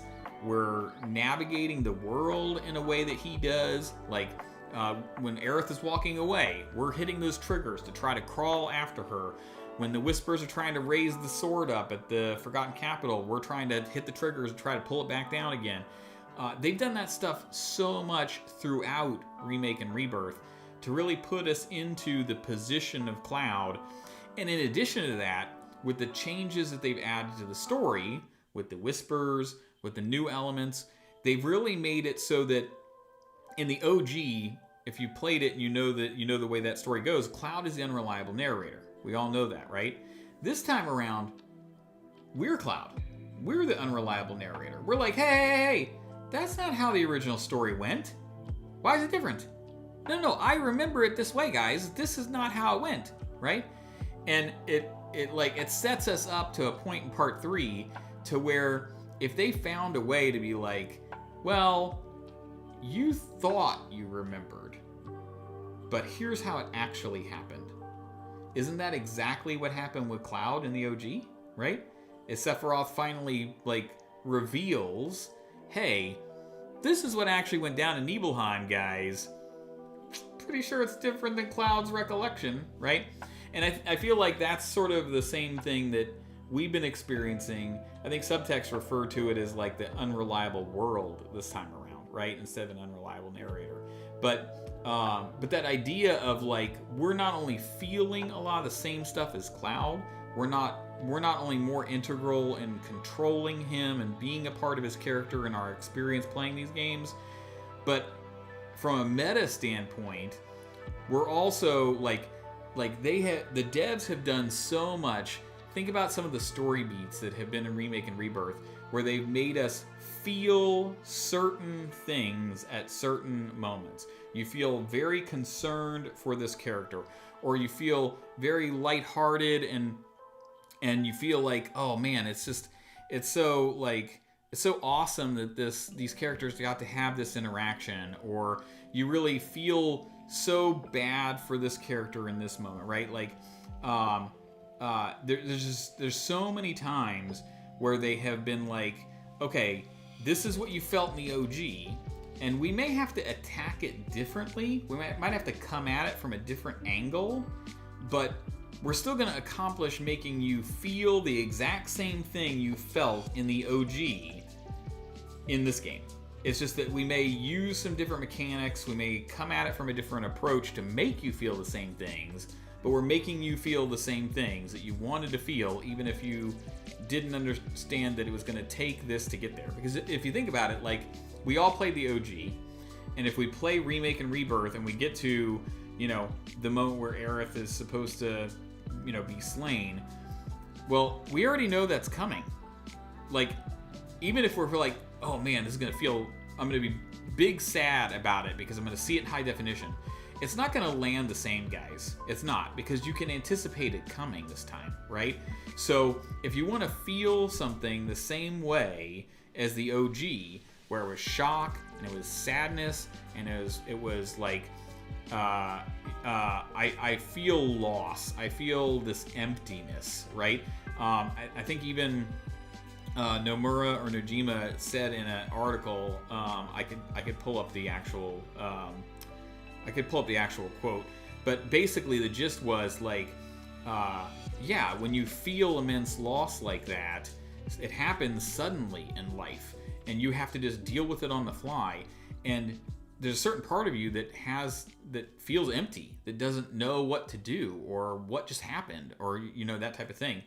Well, if they did the exact same scene, the exact same way as the OG, no whispers, no alternate worlds, none of this other new stuff, if they just did a one-for-one remake of the OG, you wouldn't have those same feelings when Aerith goes down. You wouldn't. You would be like, oh, wow, it looks fantastic. It looks more real. But okay, right? But this time around, they decide to take a different approach, right? They layered so much stuff in the last like hour and a half of Rebirth, right? We had this 14-phase boss fight. We had all these crazy different things happening. We have Zack flying in and flying out, and all these parties changing combinations, and everybody's still fighting Sephiroth. And then, like, okay, like, Aerith was killed, but it seems like she wasn't. Like, she's walking and talking, and Tifa can't see her, but Cloud can. What the heck is going on, right? And then everybody boards the tiny Bronco, and away they go without her, without Aerith. And you're like, I can't tell you how many people got to the end of Rebirth, and they were like, I didn't know what to feel. They threw so much at us that I felt nothing. Well, isn't feeling nothing the goal, right? That's what we just said from that quote a minute ago, right? Is like, they took a different approach to get you to feel the same things, right? I think that they're doing just such a fantastic job in this remake project with that. So, very long answer for that. So back to music. Hopefully I didn't bore you guys to sleep there with my long conversation about that. But let me pull up something else here. And we're going to look at a channel I hope you all go check out. Max is playing Chrono Trigger, guys. Please don't leave me to go watch Max play Chrono Trigger, but I am seriously wanting to know what he thinks. If you have never been to this channel, please go check this dude out, subscribe to him, etc. Patrick Rainville Music Analysis. He has a series he is doing where he is breaking down track by track every piece of music in Final Fantasy VII Rebirth. And this is amazing. He is doing such a good job of breaking all this down. It's so wild. Like, he pulls in references to the OG. He picks up all of these like little details of things, like little motifs, little different things that he notices in every single track. I mean, this guy is really, really killing it. So if I were you, like, if you get an opportunity to go check any of this out, I would. I mean, he strips away a lot of the dialogue so you can actually pay attention to what's happening in the music. But he doesn't skip a single track. Every single little thing. See, look, he's like mentioning, hey, I think I hear the prelude coming in here, right? Like, his breakdowns of all this stuff has just been fantastic. I cannot recommend Patrick Rainville enough. Like, definitely, if anybody's here, like, take a second, pop open another tab, check him out, or save him for later. Like, his stuff is like top notch, fantastic. Oh, you guys couldn't see a single thing I was just showing you. I forgot to turn on the Safari browser. Sorry, guys. Here, look. I'll show you again. Right here. Hold on, let me pause this for a second. What's his name? His name is Patrick Rainville. Here, let me go back to his channel real quick. I promise you won't regret this. Go check out Patrick Rainville Music Analysis.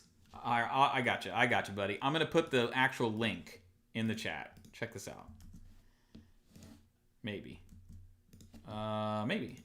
I can't actually put it in chat. Why can't I not put it in chat? That's a good question. I know another way I can do it, though. Give me 1 second here. Don't worry, Nibet. I gotcha.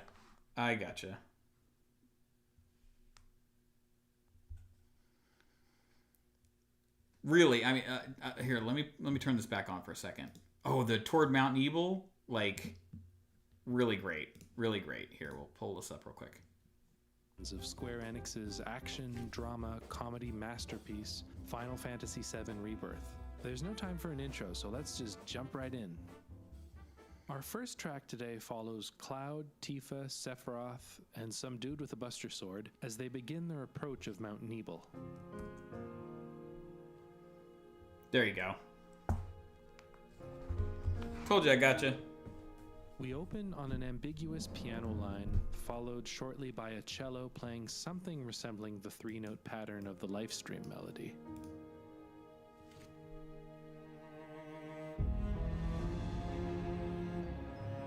He is fantastic about picking all of these things apart and like really analyzing it all. And eventual brass triumphantly build and build, guiding us into the main section as the game's opening credits play, and a lovely uplifting arrangement of the Final Fantasy VII main theme reveals itself. Gosh, this moment in Rebirth, guys, with the music playing and the credits scrolling and everything, man, it killed me. I listened to this same song. Oh, here's an interesting fact, folks, about this song, okay? If you hit play on it, if you're on a flight and you're about to take off, okay? If you hit play right when the engines start revving, you'll take off right about where the music takes off and picks up and crescendos. The key of G sharp major, but there's a slight change to the chord progression that adds a brief air of mystery or suspense without getting completely lost in it. In the original version, the first 3 chords are the 1 chord, the minor 6, and then back to the 1.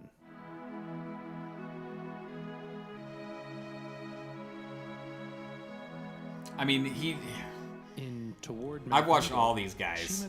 I've watched all of them. He's on like 20-something episodes now. Unknown territory, an unknown journey, if you will.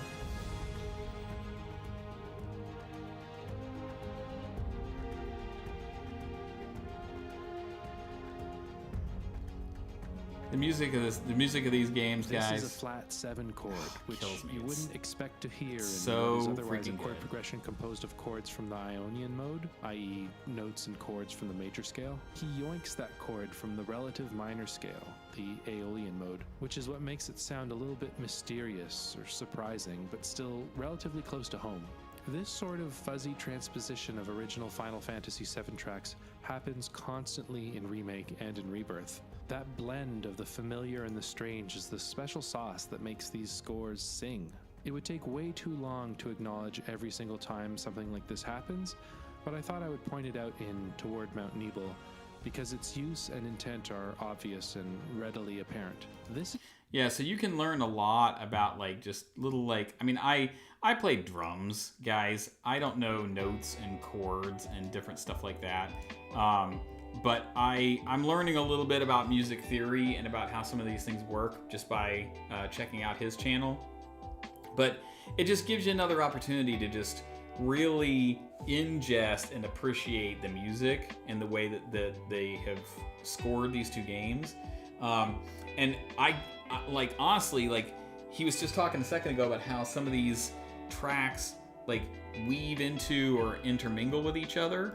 And I remember like there was a time in Rebirth where I was getting to the Gungaga reactor and I was hearing a blend of the Whispers theme and the reactor theme.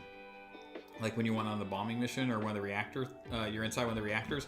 I heard the two of those things like woven together at the same time. And I was like, wow, that is really amazing. And they do that constantly in Rebirth. They have all sorts of different motifs and different songs that are playing and intermingling together and are callbacks to, you know, music from the OG or music from other tracks or whatever. Like, and the way they use music in these games to make you feel certain things or emphasize certain story beats. My goodness, man, they have killed it with the music in this remake project. Oh, I can't rave about that music enough. And speaking of raving, I'm gonna seem like a raving madman for a second, but where is the Remake Plus soundtrack? Like, they did the remake sound or the Rebirth Plus soundtrack. They did the remake soundtrack, and then they later on gave us a Plus soundtrack that gave us all of the other individual tracks that weren't in the remake OST. We have the Rebirth OST. We got that a long time ago. No Plus soundtrack yet. And we're way farther along now towards part 3. So, I feel like there's only 2 reasons for that, right? Either they just haven't done it yet, for whatever reason, or there's like a track name or something that's a spoiler for part 3, and they don't want to give us that yet.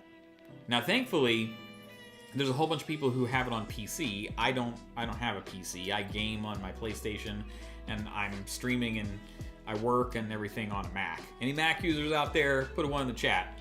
I'm one of you. But some people who do have Rebirth on the PC and can do what Patrick Rainville is doing, and they can dig into the files of the PC game, they're able to pull all these tracks out so you can at least listen to them. We don't have official titles to these tracks, we don't have composers to them, etc. But at least they have access to all of them, and that's how we can get them. That's a much better route than what I've been doing. If I want a song and it's not on the Rebirth OST, you know what I'm doing? Is I'm literally firing up my PS5 Pro and I'm turning the dialogue and sound effects and everything all off. So all I'm getting is music, and then I'll just go to a certain section and just like let the game sit and run for like 20 minutes, and then I will just hit like, you know, push out a recording of that, and I have like 20 minutes of gameplay that's just music, and I can strip just the audio layer off, and now I have the song. But it's a lot of work to get music out of a game. But hey, when it's that good, it's worth the time. So that happened to me too. I like they really did that. Raven, what do you?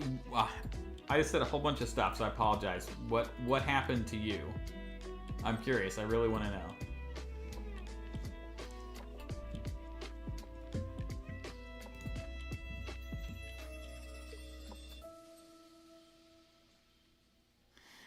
Okay, so any other burning questions or thoughts in regards to the remake project? Zach, the concept of the worlds and the live stream. I know we're kind of just like diving into some of that tonight, doing that a little bit more, seeing if we can make sense of some of these things. Hopefully, if you had questions from the video, the Shattered Planet video, if you've seen it, hopefully I answered some of those questions, or at least I tried to give you my way that it makes sense to me. I really feel like we're set up for a really tremendous finale to this remake trilogy, really. And I do have confidence that they can pull it off. I really do. Now, where it goes, that's an excellent question, and I don't think we have enough information to figure that out. I know that we certainly have enough that we can try to piece together some. We can draw some conclusions. We just don't know if they're right or wrong. That's kind of like with the Shattered Planet idea, right? But I do think very much there is something to we mentioned it earlier, when someone dies and their spiritual energy goes into the life stream, there's the time period before that energy is used to become new life. And I think there's a direct link between that thought of it takes time and what's going on with Aerith and Sephiroth killing her in all the worlds. I think that there is that's the most logical link to why the end time matters. I don't see why it would matter in any other way except that one. So I think those two thoughts are linked together. Oh, did anybody see this? There's a show on Amazon Prime called Secret Level. Did anybody watch that? That's a shot of Mega Man, or that previous image was a shot of Mega Man from that Secret Level. It was only the really short episode. It was fantastic, but it was so short. I was like, it left me wanting a whole series of Mega Man in that sort of CG style that they did for that Secret Level show. But that was fantastic. Okay, so let me actually go back to my notes here real quick.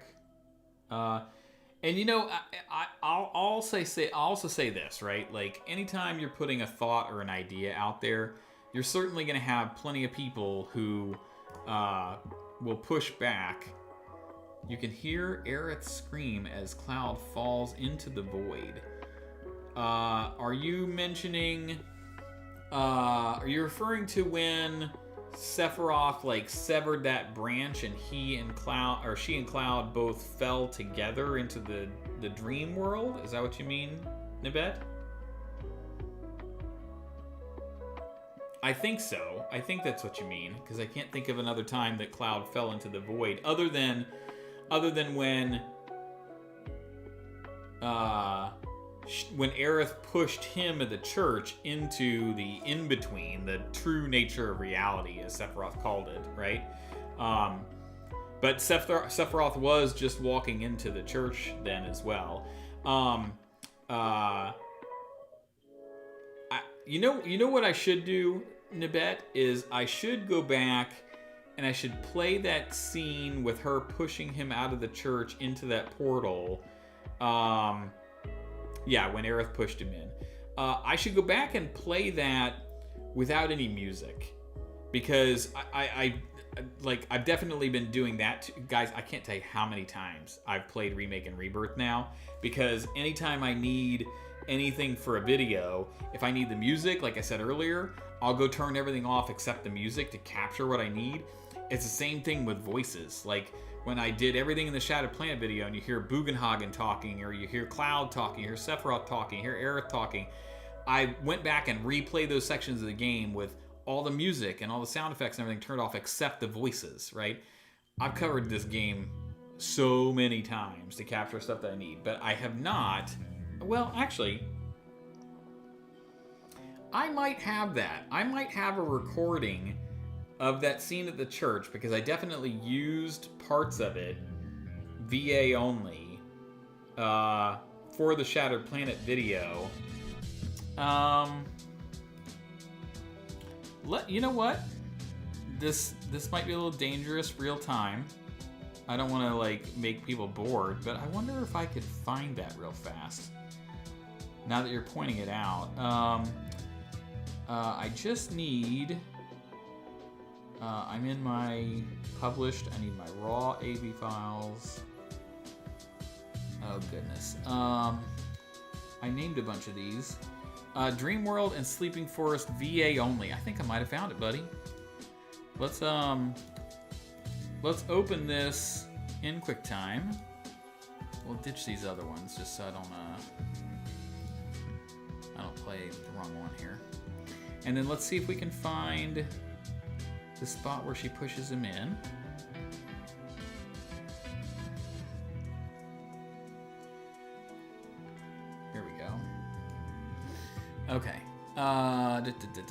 Let me turn Safari off. There we go. Gonna have to pause that lo-fi, that sweet, sweet lo-fi. All right, QuickTime.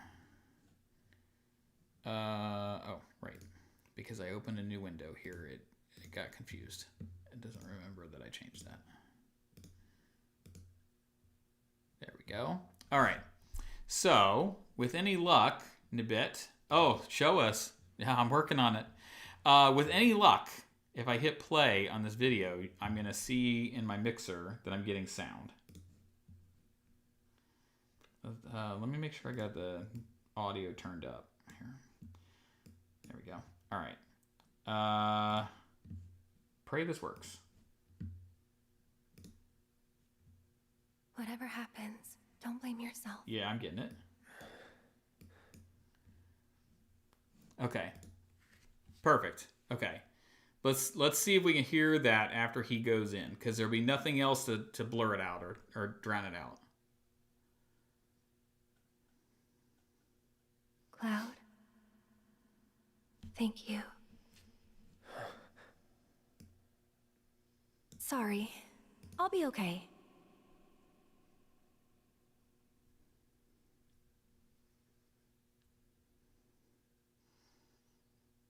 You said this, Nibet, and I was like, oh, I think I do have that, because I used all this in the Shattered Plant video. Here. Take it. But your mom gave that to you. This isn't about me, though. It's about saving the world. And you. See, normally there's so much happening right now, you can't hear anything. So thank you, Cloud, for everything. What is this?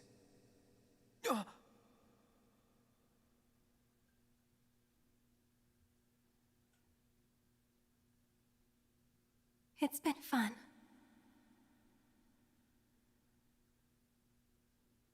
Eric!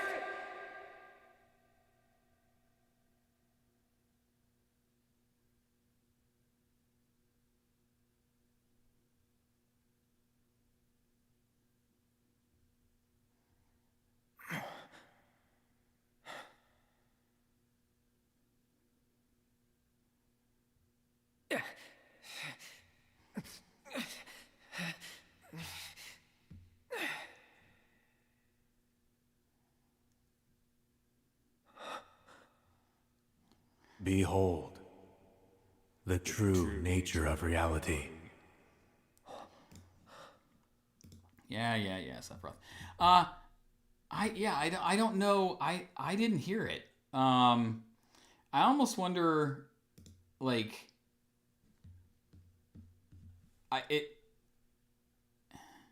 well, so here's the thing, Nibet. Here's the thing about that. I actually want to turn the, I want the lo-fi. Let me turn it back on. I have a theory about that, and this is going to end, so I'm going to switch it back to this. So there are times where the way the game is built, it'll have, and if you watch Patrick Rainville's channel, it's really interesting because he will try to break the game and the music down, and sometimes the way the game is layered together, there's certain music that is layered into like the sound effect layer and stuff like that. And so I almost wonder whether, if it's there, is it woven somehow into like the music layer or the sound effect layer that I had turned off? Because there's like 4 levers in the game and the settings that you can do. There's sound effects, there's VA, there's dialogue, and there's music.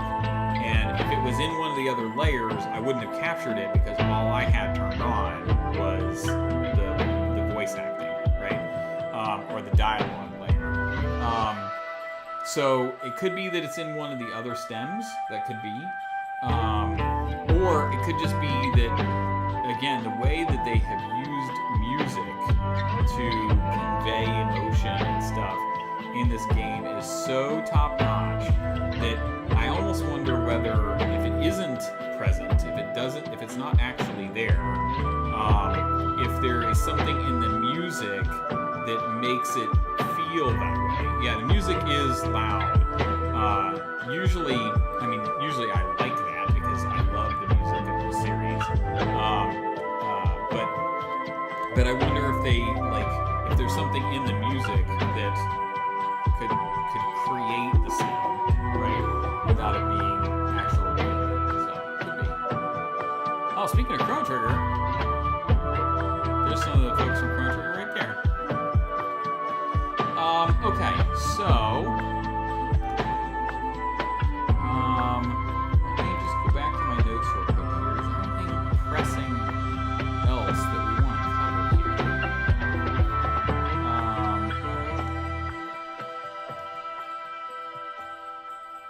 Oh, the lo-fi is too. Oh yeah, you're right. The lo-fi is too loud. You're right. I turned up the sound in OBS to hear the VA in that, and then I didn't turn it back down. You're right. Thank you for that. I appreciate that. Okay, so.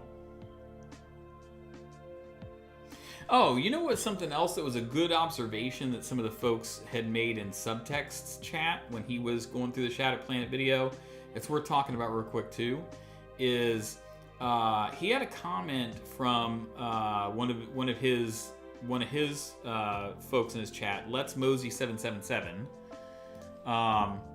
and he said, I'm inclined to think that these worlds didn't exist before the end of Remake, so he kind of fell in the same camp of Subtext of like, do some worlds exist before the Defying of Fate? We've covered that base already, right? But then he made an interesting observation. He said that the Terrier world and its changes are directly affected by Zack, and the Terrier kind of resembles Zack. Once Biggs isn't chosen, the world that Biggs is in is represented by a pug, and that kind of resembles Biggs as well, right? So each of these worlds are seemingly centered on one main character per world, and that world revolves around their current main line of thinking. Cloud with the Beagle, Zack with the Terrier, etc. And another comment from Ectogamic in his chat then said, well, whose would the Sheba be then? Johnny's? Because remember there was that last one where Johnny went running by with that stuffed animal. So, I mean, I don't know if that's the conclusion that we're supposed to draw. I don't know if that's necessarily the devs' intent, but I can see how they got there, and I do find that thought interesting. Like, if each of the worlds, like in Aerith's dream world that she took Cloud to, let's circle back to that idea in a second. There was a completely different, it was like Pomeranian or whatever it was, that was the stamp in that world, right? So, I wonder if that is actually intentional, like the stamp breed reflects the primary person's line of thinking or motivations in that particular world. It's kind of like their world or not. I don't know about that. I do think, however, let's talk about a couple of moments that I think we will get in part 3 based on what they've already established, right? Like in the Zack video, I talk about how part of the reason I think we'll get those sort of Cloud's not Nibelheim, we get breadcrumbs that he's been seen, or a person with a Buster Sword has been seen. We follow those breadcrumbs and we find Zack instead, right? Well, part of the reason that I do think that could be the case, it's one possibility, but part of the reason I do think that could be the case is because we actually had moments in Rebirth where either Zack or Cloud were identified only by the fact that they carry a Buster Sword, right? Again, I think everything that they do in these games is intentional. So, with that being the case, then I think that it makes sense that they would reuse that same idea that they've already set the stage for, of using the Buster Sword to identify or misidentify somebody, to lead us to believe we're getting to Cloud when we're actually getting to Zack. I think that that's something that correlates, that makes sense. Again, it's part of the way that these devs seem to like to be telling the story. Okay, so along those same lines, a couple of kernels that we got in Remake that I think will resurface in Part 3. We'll see if I'm right or I'm wrong, but just like tiny little things, okay? But based on the fact that Cloud was seemingly unconscious or out of it when he was being carried by Barrett after the Temple of the Ancients, right? So Cloud is unconscious, whatever you want to call it, right? His mental presence, like where he is at that moment, is able to be transferred to Aerith's dream world, which is completely separate than anything else that we've seen like it, right? We've seen moments where there's been worlds where, Marlene and Elmira are in the Terrier world, but they're also in the Beagle world. Why? Right? Like, they both exist at the same place, same time, coming back to what we talked about, how the live stream and the worlds operate concurrently, etc. We talked about that already. But we haven't actively seen, other than like Zack or Biggs, like about to die, and then they were transferred to one of these worlds. We haven't really seen anyone else besides Cloud be like shuffled off, in a sense, to another world. His actual like mental presence was moved. He knew he was at Temple of Ancients with Aerith, and then all of a sudden he knows he's standing up out of a wheelchair in Aerith's dream world. And then conversely, or on the way back, he wakes up being carried by Barrett when he was just in the Sleeping Forest a moment ago, right? So he travels in some capacity through the live stream to one of these alternate worlds. He even said so when he came back, and he told Barrett, I was taken to another world. Apparently there's more than one, right?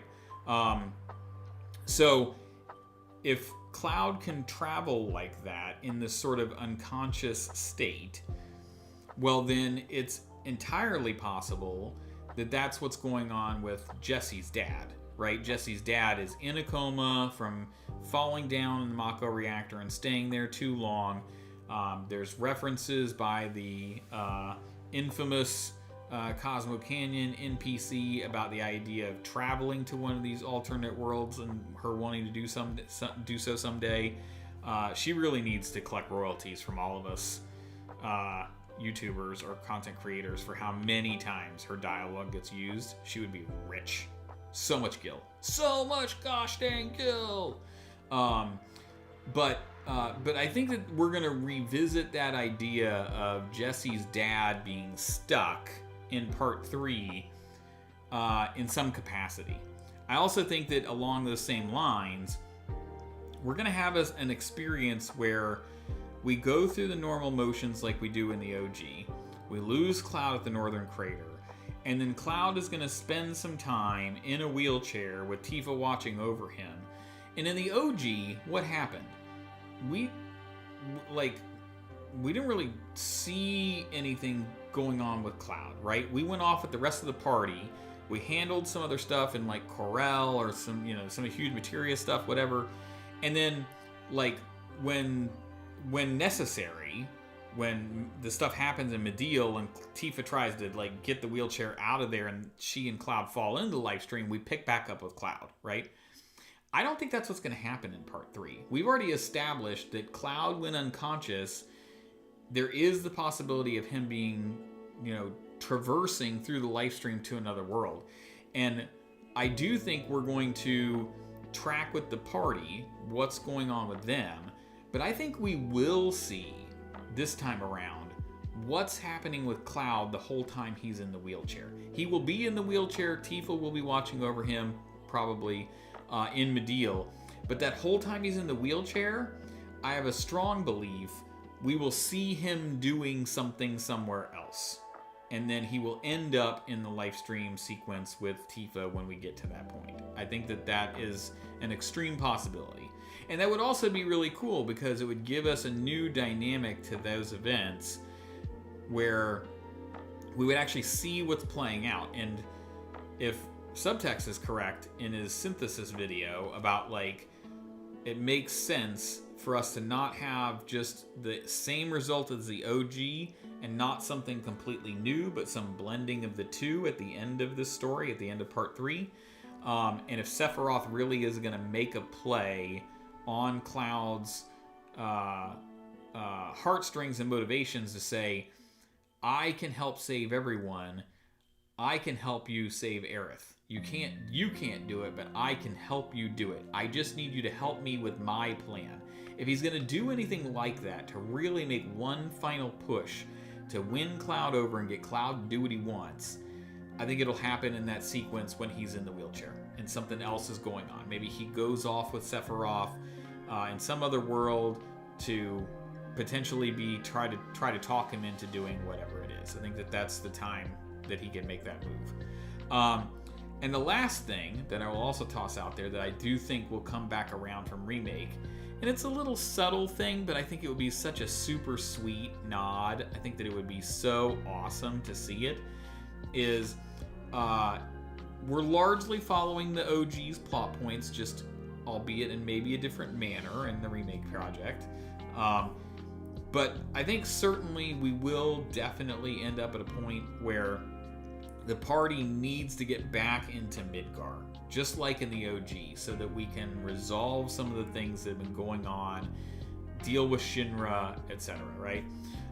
And just like in the OG, I imagine it will probably happen in some capacity where with this new Wutai war, Wutai attacks Midgar, we're trying to sneak in under cover of when that's going on, and they and how does it happen in the OG? They parachute back into Midgar, right? And we're all waiting for that scene, okay? Well, I think it would be really neat if in part 3 they're all in a war room, or they're huddling and they're like, we've got to do this. We've got to figure out how to get back in there. Or how are we going to do this? And Cloud will think back to when Jesse had them parachute back down into Sector 7, and he will come up with the idea of parachuting in because of that. It would be such a super sweet callback for Jesse to be the genesis of how they get back into Midgar that way. I think that would just be, again, when I think about the way that the devs like telling these stories, the way that they're building out Remake and Rebirth and Part 3 to all build off of each other, it's just it's an organic way for them to get to that moment to parachute back in. And I think that would be fantastic. I think that would be so good. Tifa will freak out and try to get to Cloud if Sephiroth tries anything, or Sephiroth will try to kill Tifa again. He knows she's the key to Cloud's reality. So I agree with that. I think that it's super clear Sephiroth sees her as a key linchpin in all of this. I don't think it's a coincidence that he stabbed the materia she was in inside the weapon in Gongaga, right? Like, I think it's very clear. Like, he was trying to undermine her with Cloud the whole way through Rebirth in a very manipulative way to drive a wedge between the two of them. And then he outright tries to attack her, etc. So even after Temple of the Ancients, right, when Cloud is like going kind of loop-de-loo crazy, and Aerith has the black materia, and Tifa's like, snap out of it, and Sephiroth's like, yeah, Cloud, snap out of it, and he like shoves Tifa.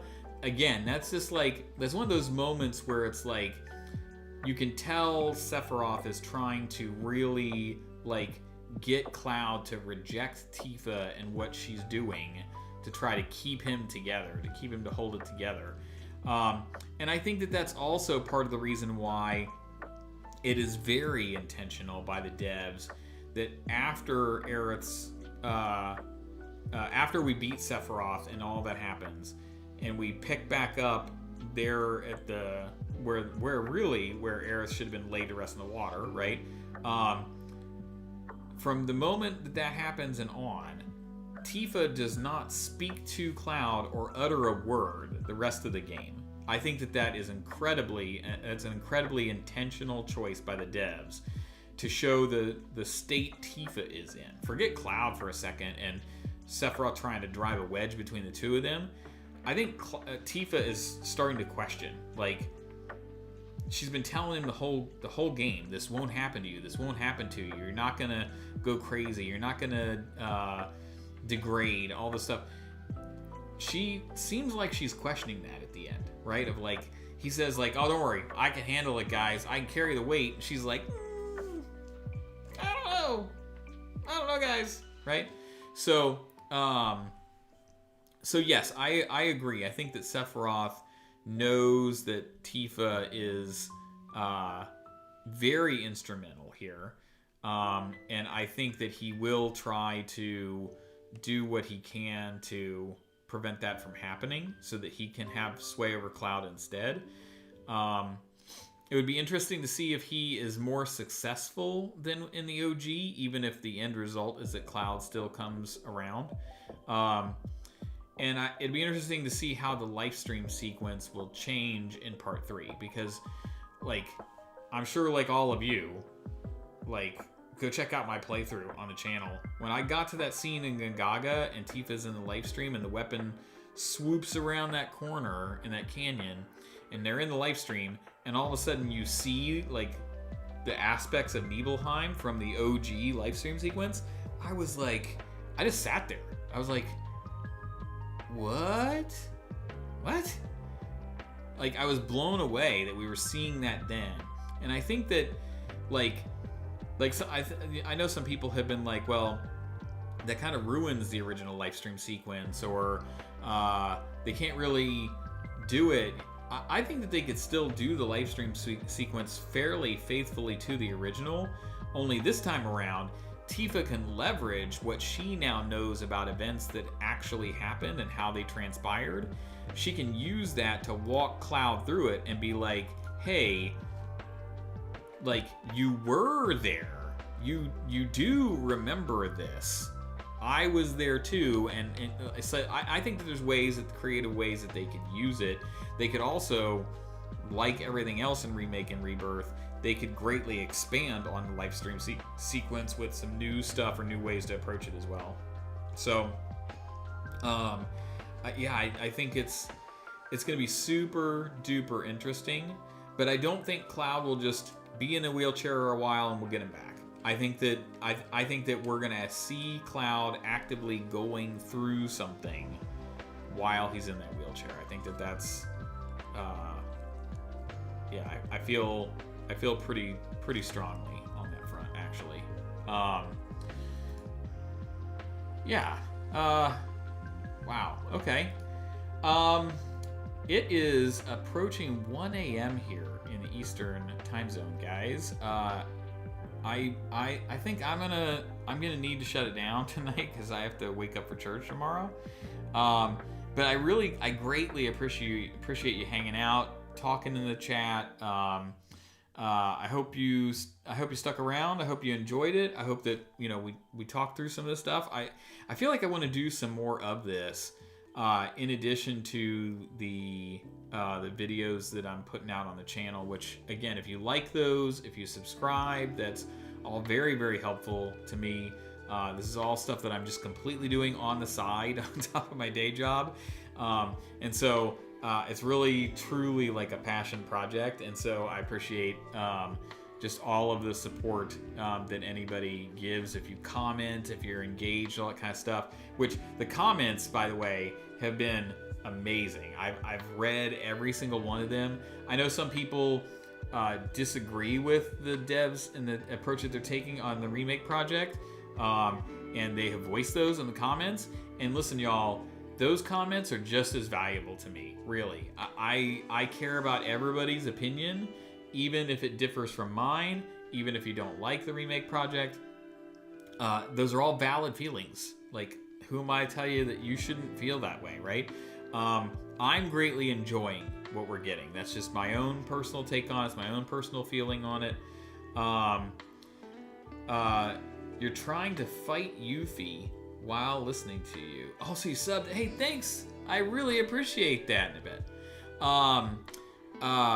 Yeah, just if you haven't already, like I said, the two big things on my channel right now are the Shattered Planet video and the Zack video, and I'm working on another one about the Gi. So if you're curious at all about the Gi and what's going on there, and I will tease you with this on the way out the door to look forward to this next video, folks. Okay.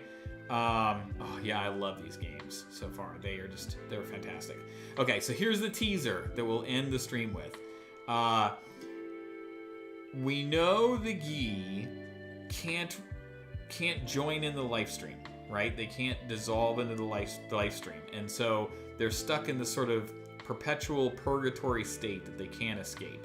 And much like Jenova, or much like Sephiroth, it seems like they also exist across the multiple worlds, and they can't be absorbed in, right? Like, they exist in the OG Final Fantasy VII, but they also exist in the remake worlds, etc. So it stands to reason they're kind of spread out like taffy pulled across in a machine, sort of like Jenova is, or at least that's the way I see it right now.